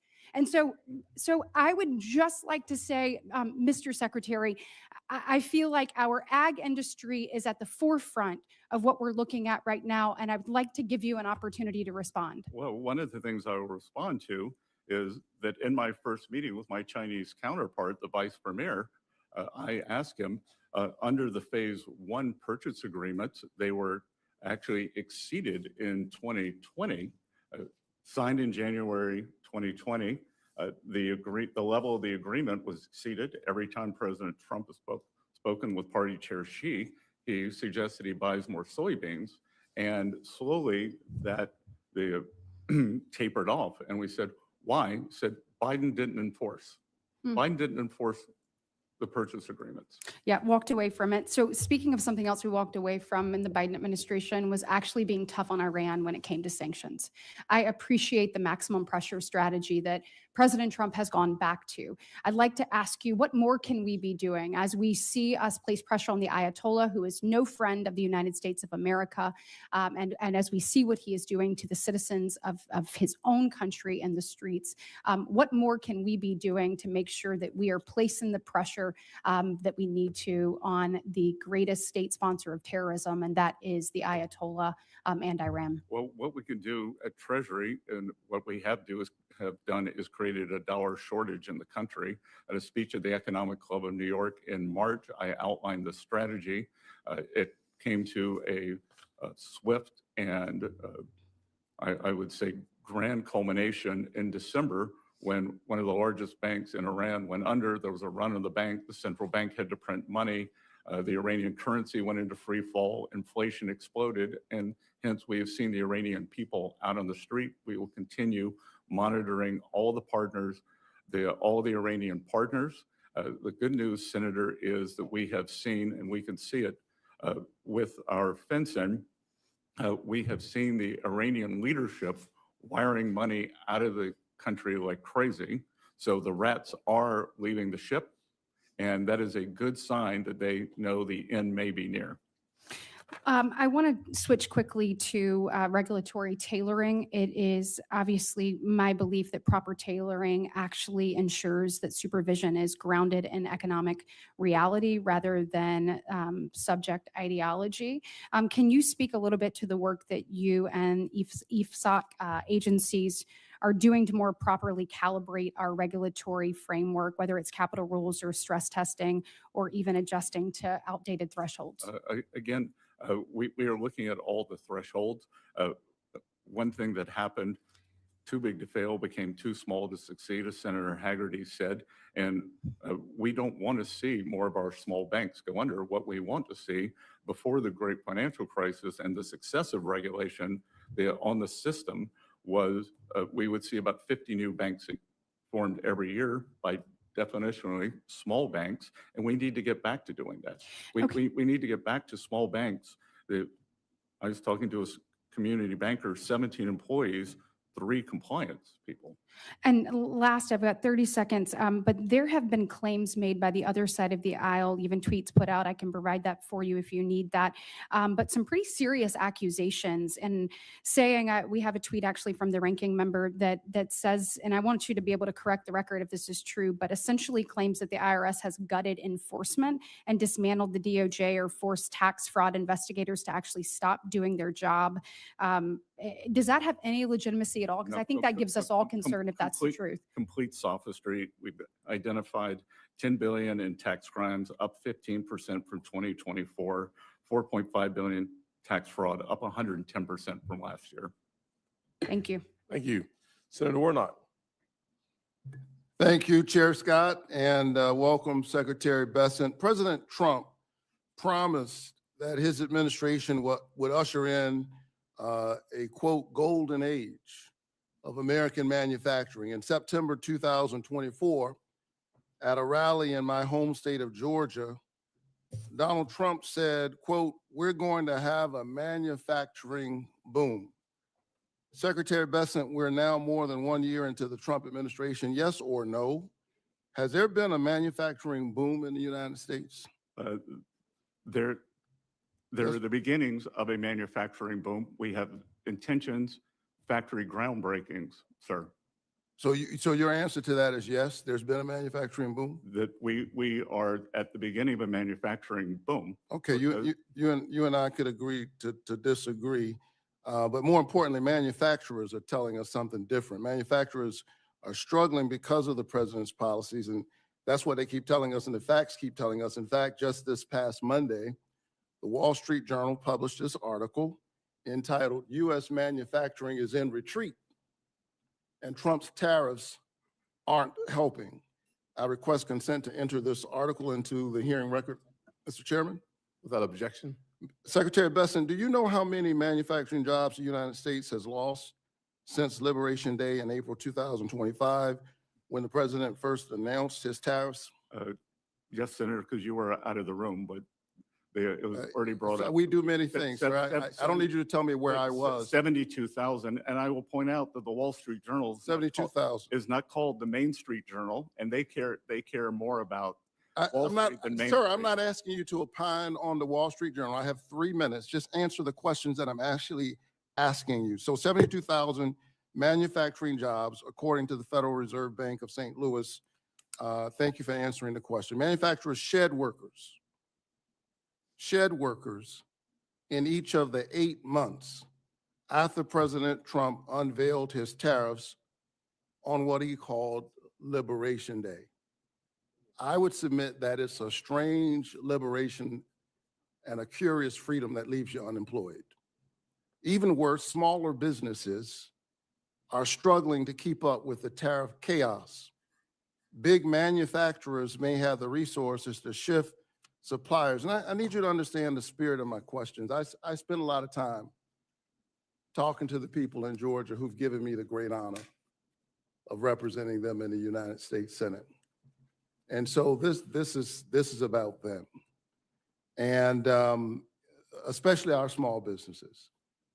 They don't have the ear of the president. They don't have access to Mar-a-Lago. And so they're not able to insulate their company from the worst of the tariff. Secretary Bessent, small businesses without the same resources or unfettered access to the president, what should those businesses do for the relief if they can't get into Mar-a-Lago? Again, sir, small business confidence is up. And we are seeing that the one big beautiful bill gives the full expensing for equipment, factories, and ag structures. They are telling us that it's more expensive to make basic things. We are moving in the wrong direction. The facts don't lie. The president lies often, but the facts don't lie. In fact, if you're saying we're at the beginning, basically your answer to those small businesses is wait a little while. Is that the answer? That a year from You ask about manufacturing. that's right. So I'm asking you. And I am saying. I'm asking you about this manufacturing boom. Will we see something different a year from now? We are going to see it. I was just in my home state, Senator Scott's state, South Carolina, that we are seeing a boom there. And I believe Georgia has very good pro-business policies. I'm sure you will see a boom there also. The factory build intentions are quite high. I'll tell you what I see. I see, as I talk to folks, that it's more expensive to build things in America. I see that we've lost 72,000 jobs a year into this administration. We've lost manufacturing jobs every month since he called for Liberation Day. And meanwhile, folks who are working in these small businesses trying to make their lives work, they're seeing higher costs. They're seeing their costs go up for groceries. They're seeing their costs go up for electricity. They're seeing their costs go up for healthcare. And I think the American people are still waiting for a solution. So far, we haven't seen one coming out of this Trump tariffs regime. The Baptist preacher is done, and I have no time left. Thank you very much, Mr. Secretary. Inflation. Senator Ricketts. Thank you very much, Chairman Scott and Ranking Member Warren for this hearing, and Secretary Bessent, thanks very much for being here. Appreciate it. Good to see you, Senator. Good seeing you. And I want to thank you and commend you for updating the 45Z clean fuel production credit. That is very important. So thank you very much for getting that out. Your guidance incorporates what we put in the Working Families Tax Cut. Remember, that's how we rebranded the One Big Beautiful Bill, and supports Nebraska farmers and biofuel producers. So that's really, really important. It also ensures that feedstocks from faraway countries will not be allowed to get that credit, which means American taxpayer dollars will stay here in America. That was very important. So Secretary Bessent, appreciate that. Also, want to just comment on one of my colleagues from the other side of the aisle talking about the ag economy. I would note that under the Biden administration, we had 4 years in a row of agricultural trade deficits because the Biden administration was the first administration, going back to Jimmy Carter, not to sign a major trade deal.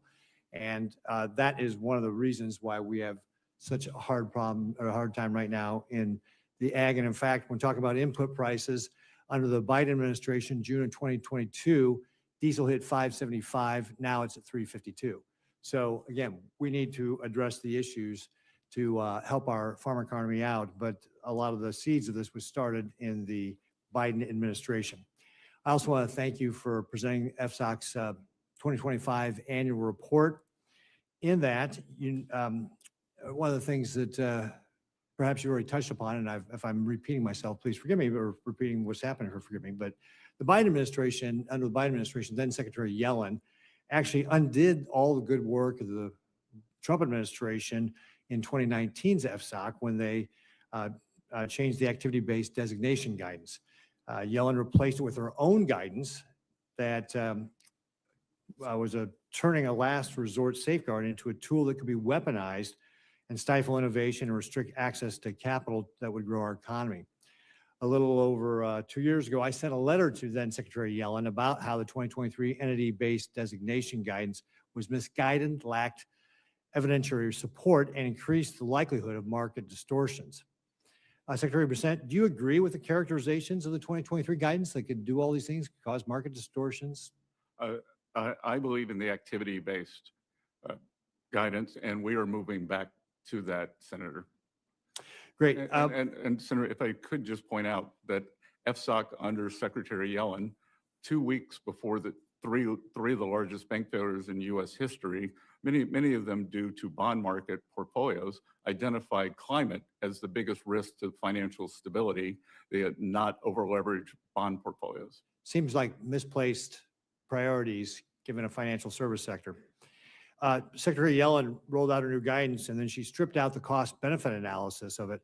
In your view, does cost-benefit analysis matter in evaluating to use FSOC's SIFI designation authority? Again, sir, without that, why would you do it? What is your view on the activity-based designation approach that was developed through the transparent and methodical process done in 2019? We are readopting it, and we believe it is fulsome, robust, and smart-minded. Great. Thank you very much, Secretary. Thanks to President Trump's leadership and your steady hand at the Department of Treasury, the United States economy is doing very well. I think the GDP growth in the last quarter, third quarter, was 4.4% annualized in 2025. Labor markets remain resilient. The unemployment rate is 1.2% below historical average. Inflation is down from the highs of the 40-year high Biden administration, decreasing some 70% from the peak in the Biden administration. American markets are strong. We saw the largest tax cut in history signed into law, allowing us to avoid a $4.2 trillion tax increase. We've got no tax on tips, no tax on overtime. 88% of seniors will not pay federal income tax. The average refund is supposed to be $1,000 higher this year. And the average Nebraska family will avoid a $2,400 tax increase. Yet, despite all this progress, we're seeing consumer confidence is not really rebounding the way that the economy seems to be. In your opinion, what more can we in the Senate be doing with regard to consumer confidence and making, obviously we had 40-year high inflation under the Biden administration, but what more can we be doing in the Senate to be able to help out with confidence of consumers? Other than telling consumers to turn off MSNBC, because a large part of it is a survey problem where Democrats vote very low, Republicans are more realistic, and then we end up what we're seeing. Senator Kim's time. I appreciate your comments, but Yeah, thank you. and by the way, for all members, they're going to close the vote at 12:05. So Okay. Just to let Thank know you, that. Chairman. Started 10 minutes ago. Thank you, Secretary, for coming on out here. Just the other week, you took part in talks with Russia. I guess I just wanted to ask you just your view of this. Do you agree that Russia's invasion of Ukraine was illegal and a violation of sovereignty and law? Senator, I've been saying that since my confirmation. That's right. Also, would you say that Vladimir Putin is a war criminal? I've also been saying that since my confirmation. Now, before you started, Treasury regularly targeted hundreds of actors and networks who sent critical goods to Russia's war machine with rounds of sanctions every 1 or 2 months. The previous administration added about 297 China-based entities and individuals to our sanctions list under the Russia sanctions program. I want to ask you, do you know how many you have added and designated as part of the Russia sanctions program since you came in as Treasury Secretary? I do not, but I do know that President Trump sanctioned Rosneft and Lukoil, which was the major sanctions achievement, and dwarfs everything else, and has brought the Russians to the table for the talks that I was at last Saturday. And you'll have bipartisan support for those sanctions, but I'll just say that there is also bipartisan support on doing everything we can to crack down on Russia's war machine, not just on the energy side. And so, as I said, the previous administration has added 297 China-based entities. This administration has added 0. That is the number 0. So I just urge you. The previous administration was extremely weak on sanctions, and it was on record as saying that they did not want to increase energy sanctions because they were worried about the midterms, worried about the failed election of Vice President Harris, and in a display of cowardice. I'm not asking you about that right now. But on the way out the door, Jake Sullivan raised some of the energy sanctions. President Trump took the most bold action. So we have done more. I'm than asking you anyone. here, can you commit to this Congress that you will take action to sanction Russia's shadow fleet?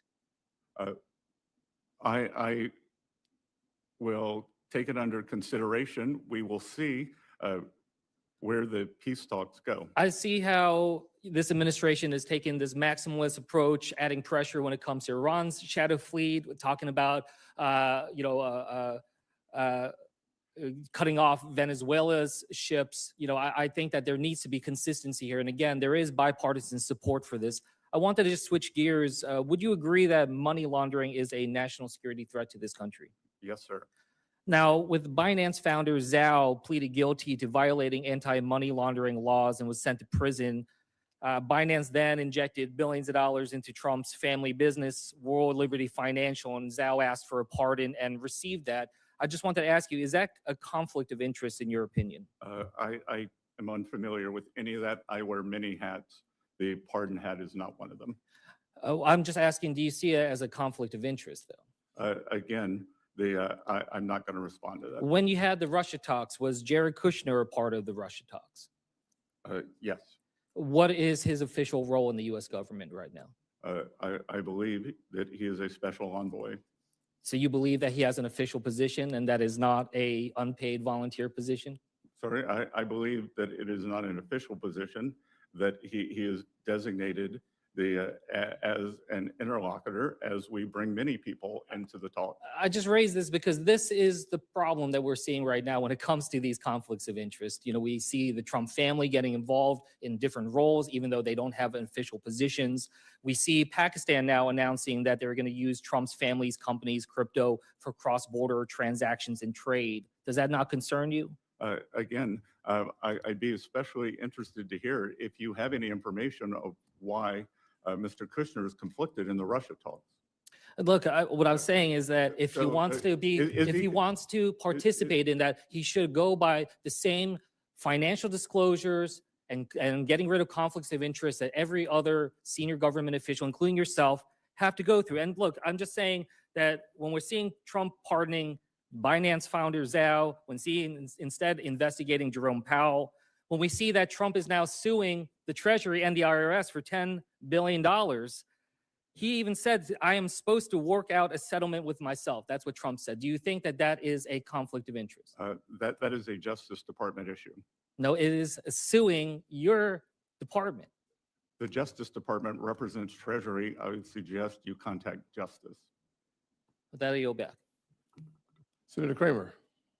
Thank you, Mr. Chairman. Thank you, Mr. Secretary, for being here.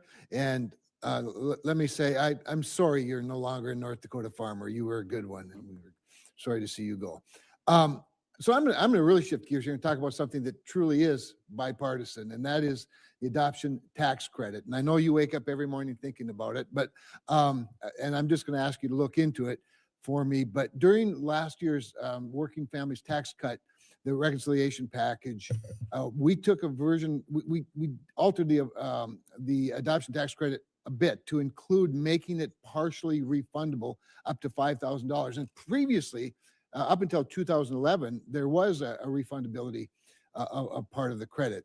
The adoption is to establish the goal of reducing the federal deficit to 3% of GDP. Now, you referenced in your opening statement, I noticed that it's already been reduced somewhat to 5.4%. And one of the ways we can grow out of a deficit, or we can get out of a deficit or reduce a deficit, is by growing out of it. But I'd like to work on both sides of the ledger with you a little bit, because you have said that we don't have a revenue problem, we have a spending problem. And I absolutely 100% agree. So maybe you could just speak for the remaining time, although I would love to translate productivity sometimes as a result of efficiency, which might be a little bit of a workforce challenge, but that's another whole longer story. But speak a little bit to that goal. Is 3% by 2030, which is what our resolution do? Is that realistic? So, Senator, my target is for something that begins with a 3 by the end of President Trump's term. As I said, for calendar 2024, we're at 7%, the highest when we weren't at war, not in a recession. We're at 5.4. And what friends from the other side of the aisle don't, the tale of woe and gloom, we have, on the past 3 quarters, we've averaged 4.1% GDP growth. And we had a fiscal contraction last year. They brought down the spending, which is one of the reasons our bond market did well. So we're at 5.4. And as we move that down, we will see the economy improve. And everyone could go to the Treasury website or the X account. I'm old school. Then go to the X account, and they can see a study by MIT that shows that the budget deficit that was blown out in 21 and 22 created the great inflation of 22. So as we bring down government spending, it will bring down rates and bring down inflation. And at the productivity growth levels we're at right now, I mean, who knows how quickly we can get out of it. I think we're in an exciting time that could be like we saw in the 90s. I agree with you. We're at the beginning of the boom. I yield back 2 seconds. We'll take them. Thank you, sir. Senator Gallego. Thank you, Mr. Chair. Secretary Bessent, thank you again for being here today. We kind of touched on this earlier. In addition to being Treasury Secretary, you are serving as Acting Director of the IRS. So following up on Senator Kim's questioning, so you are fully aware that the President is suing your agency for $10 billion. Yeah. Would you agree that $10 billion is a good sum of money? Yes, sir. Where would that be cut from? Let's say for some reason he actually wins that lawsuit. Where would that $10 billion come from? Again, it would come from process-wise. I'm not asking like your opinion whether it's right or wrong. It would come from Treasury, It comes from Treasury, which comes from the general fund, the Treasury general account. so taxpayers. Yes. Thank you. Part of the 440,000 taxpayers whose returns were leaked. If the president, they're not suing, but if the president prevails in this lawsuit, he's going to be able to pocket that money. My question is the president, has anyone in the president's office talked to you about this lawsuit in any regard? They have not, and the president has said he will donate the proceeds to charity. You may have missed that. So no one at all has discussed this to you whatsoever? No, sir, and the president said he will. Have you received, I didn't ask any more donate the questions. Have you proceeds to received any charity. advice from Treasury's legal division about how to handle this potential conflict? This is a Justice Department matter. They represent Treasury in it. Have someone from the Department of Justice actually come and talk to you saying that this is their purview and you need to stay out of it? Or who has discussed to you what is your role in this? Our general counsel, who's sitting behind me, has told me that it is a Justice Department matter. The Justice Department defends Treasury in matters like this. Okay, so it has been discussed with you. Do you have any final say at all in the process of this? Or is the DOJ just going to instruct you to cut a check and or settle, and you have no independence to actually make a decision whether or not the president deserves $10 billion? Again, that is a DOJ matter. And so the DOJ will entirely make that decision if whether or not the president should receive $10 billion. You have no say at all. Correct. So you would just have to write the check if you were told to write the check. Correct. And you would write the check willingly if you're told by a DOJ to the president. I will follow the law, Senator. Okay. I mean, I think for many of us, this is very simple. And I think if this had been happening in any other countries, it would look an absolute, like a total shakedown of the American taxpayer. Are you also aware that President Trump has filed claims seeking $230 million from the Justice Department for investigations conducted during his previous candidacy? I'm unaware of the cumulative number. Okay. So if the president wins or settles these claims, that money will come also from the Treasury Judgment Fund, which you do control. Have you recused yourself from any decisions about paying the president on these claims? Again, I'll follow the law, and I'm not involved with any of this. It stems from justice. So even though the Treasury Judgment Fund is called the Treasury Judgment Fund, you have no control over the Treasury Judgment Fund. We act as paymaster. So you will sign it then? Sorry? You will sign the check then? If you're a paymaster, you'd be the person's signature is to the Treasury Judgment Fund. I would assume it would be a wire transfer. Yes, I'm assuming we're not that old school. Yep. But that being said, so you have no say in this whatsoever. You will only basically follow what the DOJ says, but you're the person that actually is the final person that pushes send essentially on the wire transfer. Yes.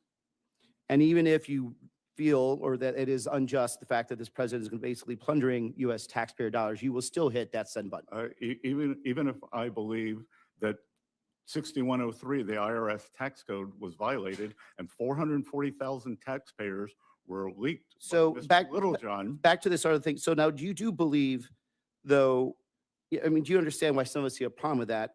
And let me ask just a very simple question. Do you work for the president of the United States? I work for the American people. So can the president fire you? Or he can. He can fire you, correct? Yes. So isn't it a conflict of interest that you're going to be making these decisions and the president has full power over you? I think you're confused, Senator. I am not part of the decision. Well, you're certainly a person that send on the wire transfer. And I think that's why there's a lot of people that are actually do not trust and do not trust the president's actually looking out his best interest. I guess you're saying that I'm controlling the time here. Obeying the law. I'm controlling. You're not obeying the law. You're plundering U.S. taxpayer dollars. Plundering U.S. taxpayer dollars. Plundering taxpayer dollars. Plundering. Thank you. You'll back. Senator McCormick is now recognized. Thank you. Mr. Secretary, welcome. In Pennsylvania, we're fortunate to have abundant energy resources, as you know, when you attended our summit, a skilled workforce and world-class universities. The pro-growth policies of President Trump have enabled the Commonwealth to capitalize on this optimism and investor conference, and it's attracted billions in investment and spurred growth. The working families tax cuts are set to deliver more than $600 billion, a new relief to the middle class. And still, there's more to be done.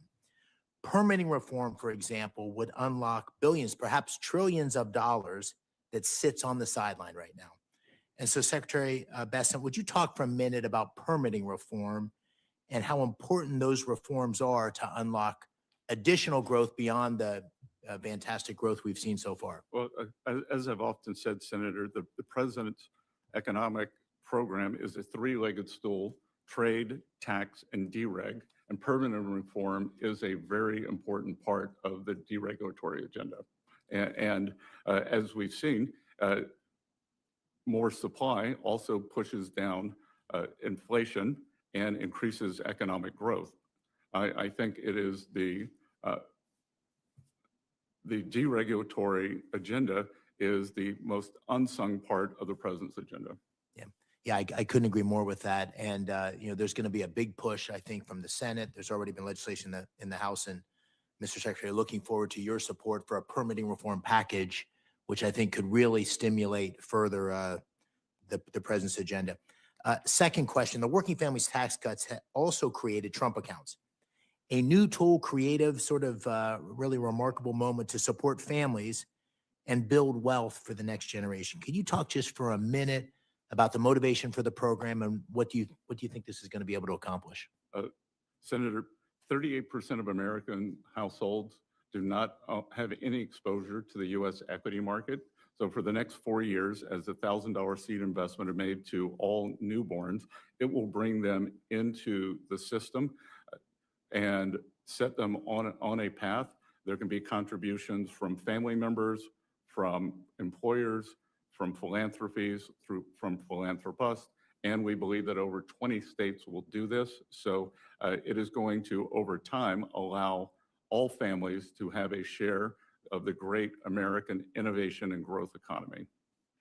You know, as people I meet in Pennsylvania hear about this and understand what it means for their kids, their families, I mean, it's a really incredible step, and I hope it's something we can really formalize and make part of not just this great administration, but future ones. Well, I think too, Senator, and thank you for your leadership on this, that I have been a longtime advocate of financial literacy, and I think that this will be a real-time experiment in financial literacy as the families, as the children are able to look at their accounts on their phone and be part of this growth. I think that it will become very real and engaging for them. Yeah, I agree.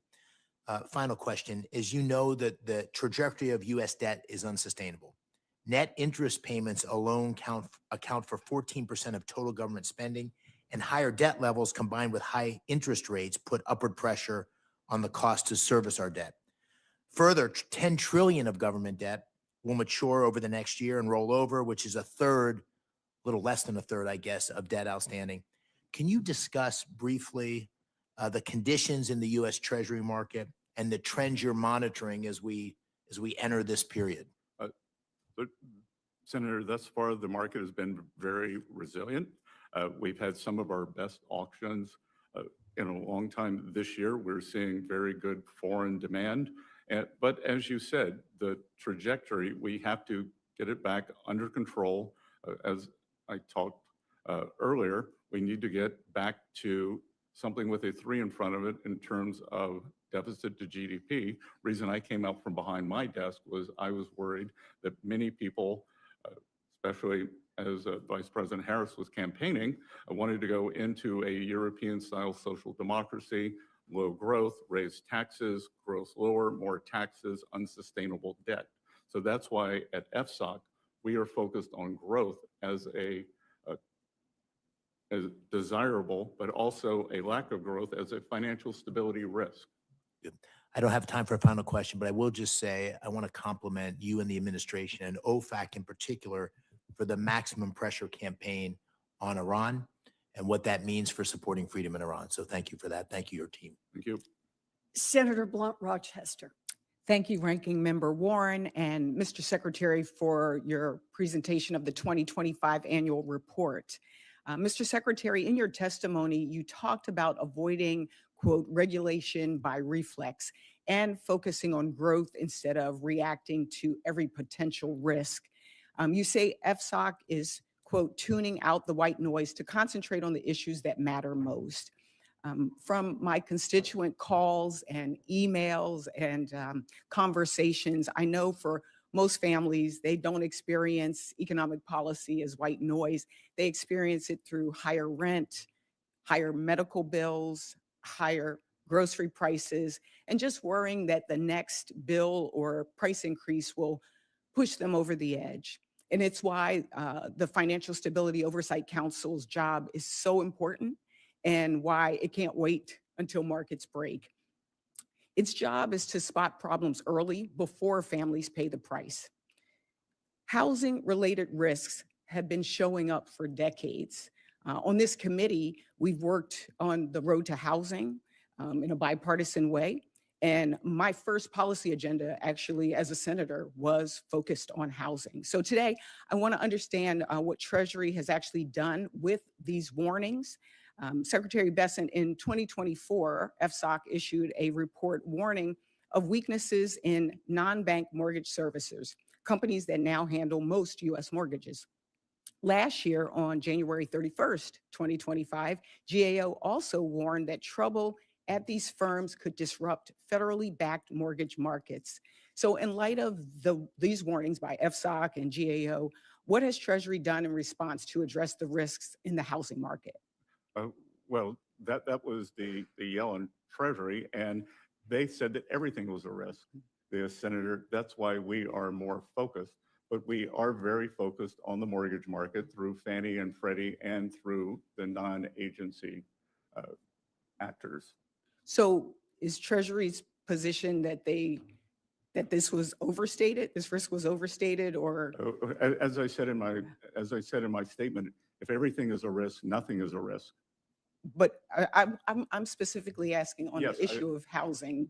Yes, I believe, and again, part of housing is being able to have tight spreads in the mortgage market, and we're at multi-year lows in the spreads versus treasuries, which tells me the mortgage market's very healthy, and we had the lowest mortgage rate in the past 3 years in January.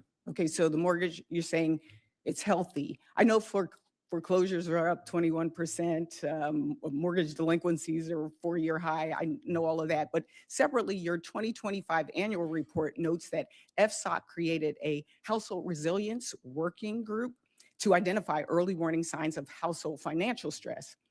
It's my understanding that this working group was just created in December. Has it met yet? And what is it expected to produce? Again, it's exactly as it seems. It will be meeting monthly. It did not meet last month. And we want to look at the household balance sheets and understand, again, the question I got on consumer sentiment. Is it sentiment or is it reality? Where are the pressure points? Because we do want to help working Americans and spot problems early. So do you know what what are the outcomes? What is it expected to produce? Or could you share that? Well, as it hasn't started yet, Senator, I would look forward to sharing the work product with you as we move through the year. I would hope there is a plan, because I know usually if you set up a group, there's a mission for the working group, there's a plan, a set of expectations. So look forward to hearing from you on that. If you were to, you mentioned in your testimony parallel prosperity, and you mentioned Main Street and Wall Street. If you were to rate how Wall Street is doing on a scale of 1 to 10, 10 being it's doing well, and Main Street on a scale of 1 to 10, what would you rate them? Well, I'm not going to speculate, but I will tell you the Wall Street Journal, not the Main Street Journal, criticized me for being a populist on my advocacy of Main Street. And look, Main Street got killed during the Biden administration. Wall Street did not. And we So were, I only have 10 seconds. We were trying to level. In my that out. 10 seconds, I just want to say 2 things. Number one, this is now your watch. So I know there's been a lot of bringing up the Biden administration. This is now your watch a year later. And number 2, families are truly hurting in this very present moment. So I look forward to working with you and finding out about particularly housing, because it's one of the #1 issues in this country across the dais. Thank you, and I yield back. Senator Moreno. Thank you, Mr. Secretary. And also, thank you for being so accessible. You look at your predecessor, almost invisible. You go out and you're on TV, you're on the media to make certain that the American people and you're communicating with us on a regular basis. That's a refreshing change. I just have a question on your many TV appearances. I've noticed that you said that if the Democrats win, they'll do it again. Can you clarify what that means? Yes, we saw a spending surge during the Biden administration, a blowout spending. And again, the deficit to GDP numbers blowing out, which according to MIT studies, the spending was responsible for the inflation surge. And at the same time, we saw mass unfettered immigration, 10, 15, 20 million illegal aliens coming into the country and depressing wages, taking low-end housing. And a study from Wharton showed that much of the low-end housing inflation, especially in rents, came from the 20 million new arrivals. The law of supply and demand that applies both for housing and for suppressing wages. So I would say, when I talk about that, there will be blowout spending, which will lead to inflation, and then the border will be reopened. So clearly, this deportation effort, especially the self-deportations, is going to lead to lower housing prices, and we've already seen it, correct? We have in rental properties are ranked A through D, and D and C properties, we are seeing a substantial decrease. But what we're also seeing is because of the supply that is coming on, we're seeing a decrease in rents nationwide.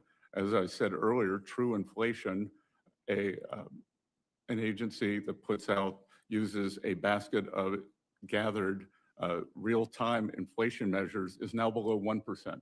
Yeah, and speaking of that, so let's talk about that real quick, because there's things that obviously federal policy impacts. And so an underlying cost to a lot of these key baskets of goods is the price of gasoline. What's happened in the last 12 months? Well, price of gasoline is down substantially nationwide, and we expect it to continue going down. Also, diesel, which is an input for farmers, for truckers. So energy feeds into everything, whether it is food cost, whether it is manufacturing, and again, more supply and being on the side of the energy industry has resulted in lower prices. And the same thing can be said about the question you got at the beginning of this testimony about groceries.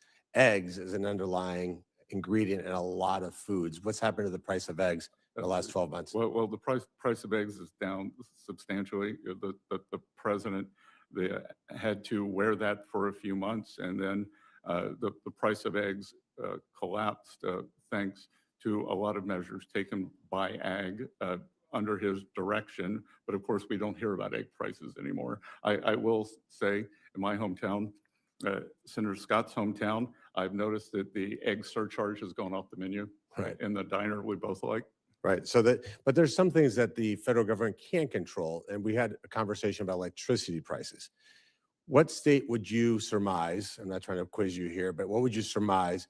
Which state has the highest cost of kilowatt hour? Well, California has the highest cost in everything, the highest taxes, the highest homelessness, but believe it or not, Massachusetts wins this one at 31 cents per kilowatt hour. Ohio's at 17. Well, and so a lot of that, wouldn't you agree, Senator, Mr. Secretary, that a lot of that is state policies, the policies initiated by those states? A huge amount of state policy, and whether it's Kathy Hochul, governor of New York, blocking pipeline, whether the decision in New York, they are sitting next to the Marcellus Shale, will not allow gas in, and the pipelines to New England or down from Canada.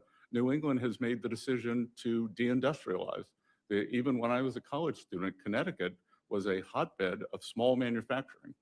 Well, and again, let me just say from an Ohio perspective, we're happy to provide low-cost energy to New England. Would you be surprised to know that Massachusetts also has twice the core inflation as the national average? I wouldn't, and seeing the statistics for how many people are leaving the state, I understand why. So in conclusion, you'd like to see states do more of the things that states like Ohio do and less like the things that states like Massachusetts do. And the last thing we want to do is take those policies and make them national. Would you agree? I agree, sir. Senator Brooks. Well, first, I want to thank Chair Scott and Ranking Member Warren for holding today's hearing. I certainly want to say to you, Secretary Bessent, thank you for being here today to discuss our economy, which is very much on the minds of Marylanders. Before I get to my questions, I want to make a quick comment on market structure legislation. Mr. Secretary, I speak for many of my colleagues when I say that we really want to get to a good bipartisan bill. We want to get it done. And I've appreciated working with your team, both during the Genius Act and market structure process, and really appreciate their attention to the issue of stablecoin paying yield and interest. I am confident, feel really good that we are going to get a bipartisan compromise that protects innovation and our community banks. And I really encourage your continued work on that issue. Now, the 2025 FSOC report confirms that 60% of small business loans and 80% of agricultural loans come from community and regional banks. And I am very proud to be partnering with Senator Hagerty He and I have a piece of legislation to increase stability for businesses and their customers by expanding the deposit insurance available for business checking accounts. And so I joined many Maryland business owners, credit unions, and small banks who believe a targeted expansion of deposit insurance could strengthen confidence in our financial system. The first question everyone wants answered about changes to deposit insurance, and it's a valid one, is who pays for it? I'm committed to working across the aisle to make sure that we get this right. And I asked your colleagues, FDIC Chairman Travis Hill, about cost and benefits in October. And Chairman Hill testified that a targeted expansion of deposit insurance would likely not increase deposit insurance premiums on small banks, and that any increased premiums on large banks would be small or immaterial. Do you agree with Chairman Hill? And more broadly, will you explain to the committee why a targeted expansion of deposit insurance can strengthen our banking system and boost business and consumer confidence? Senator, I want to thank you for your partnership on Genius, on Clarity. I am hopeful that we can get that across the line this spring. And I've been an outspoken advocate for small banks because they are Main Street. We've seen 50% of our small banks disappear since the great financial crisis. And I believe that is one reason Main Street has lagged. And a large part of that is overregulation.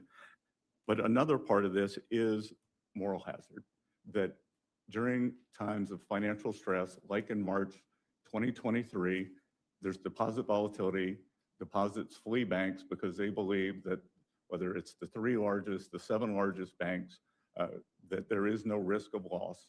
But if they stay with the community banks, and I've met with personally with more than 200 community bankers, spoken to 1,000, but the 200 I've met with tell me they could have clients for 50, their families had them for 100 years, and the money goes to Wells Fargo and doesn't come back because exactly what you said, because there wasn't one business checking account that normally a payroll account. They say, I just can't lose this money.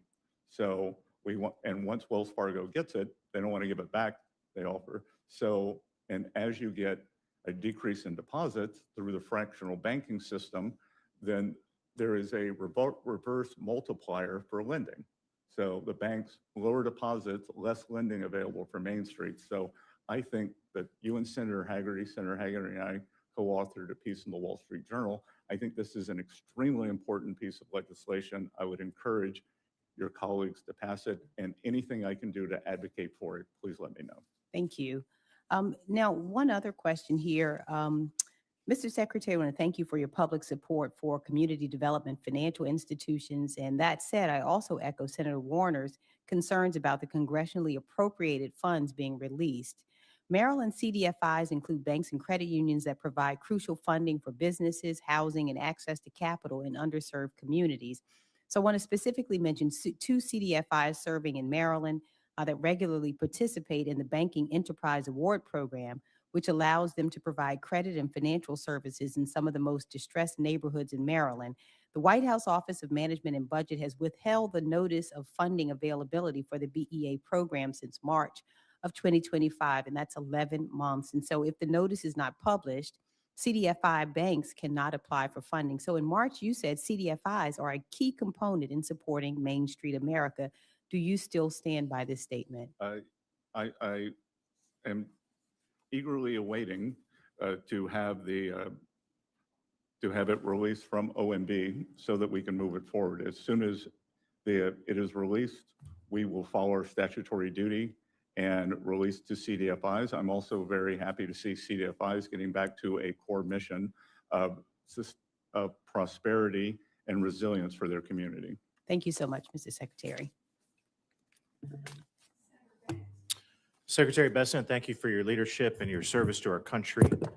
You've talked many times about the ongoing burdens and effects of illegal immigration on our country as a result of the open border policies of the Biden administration.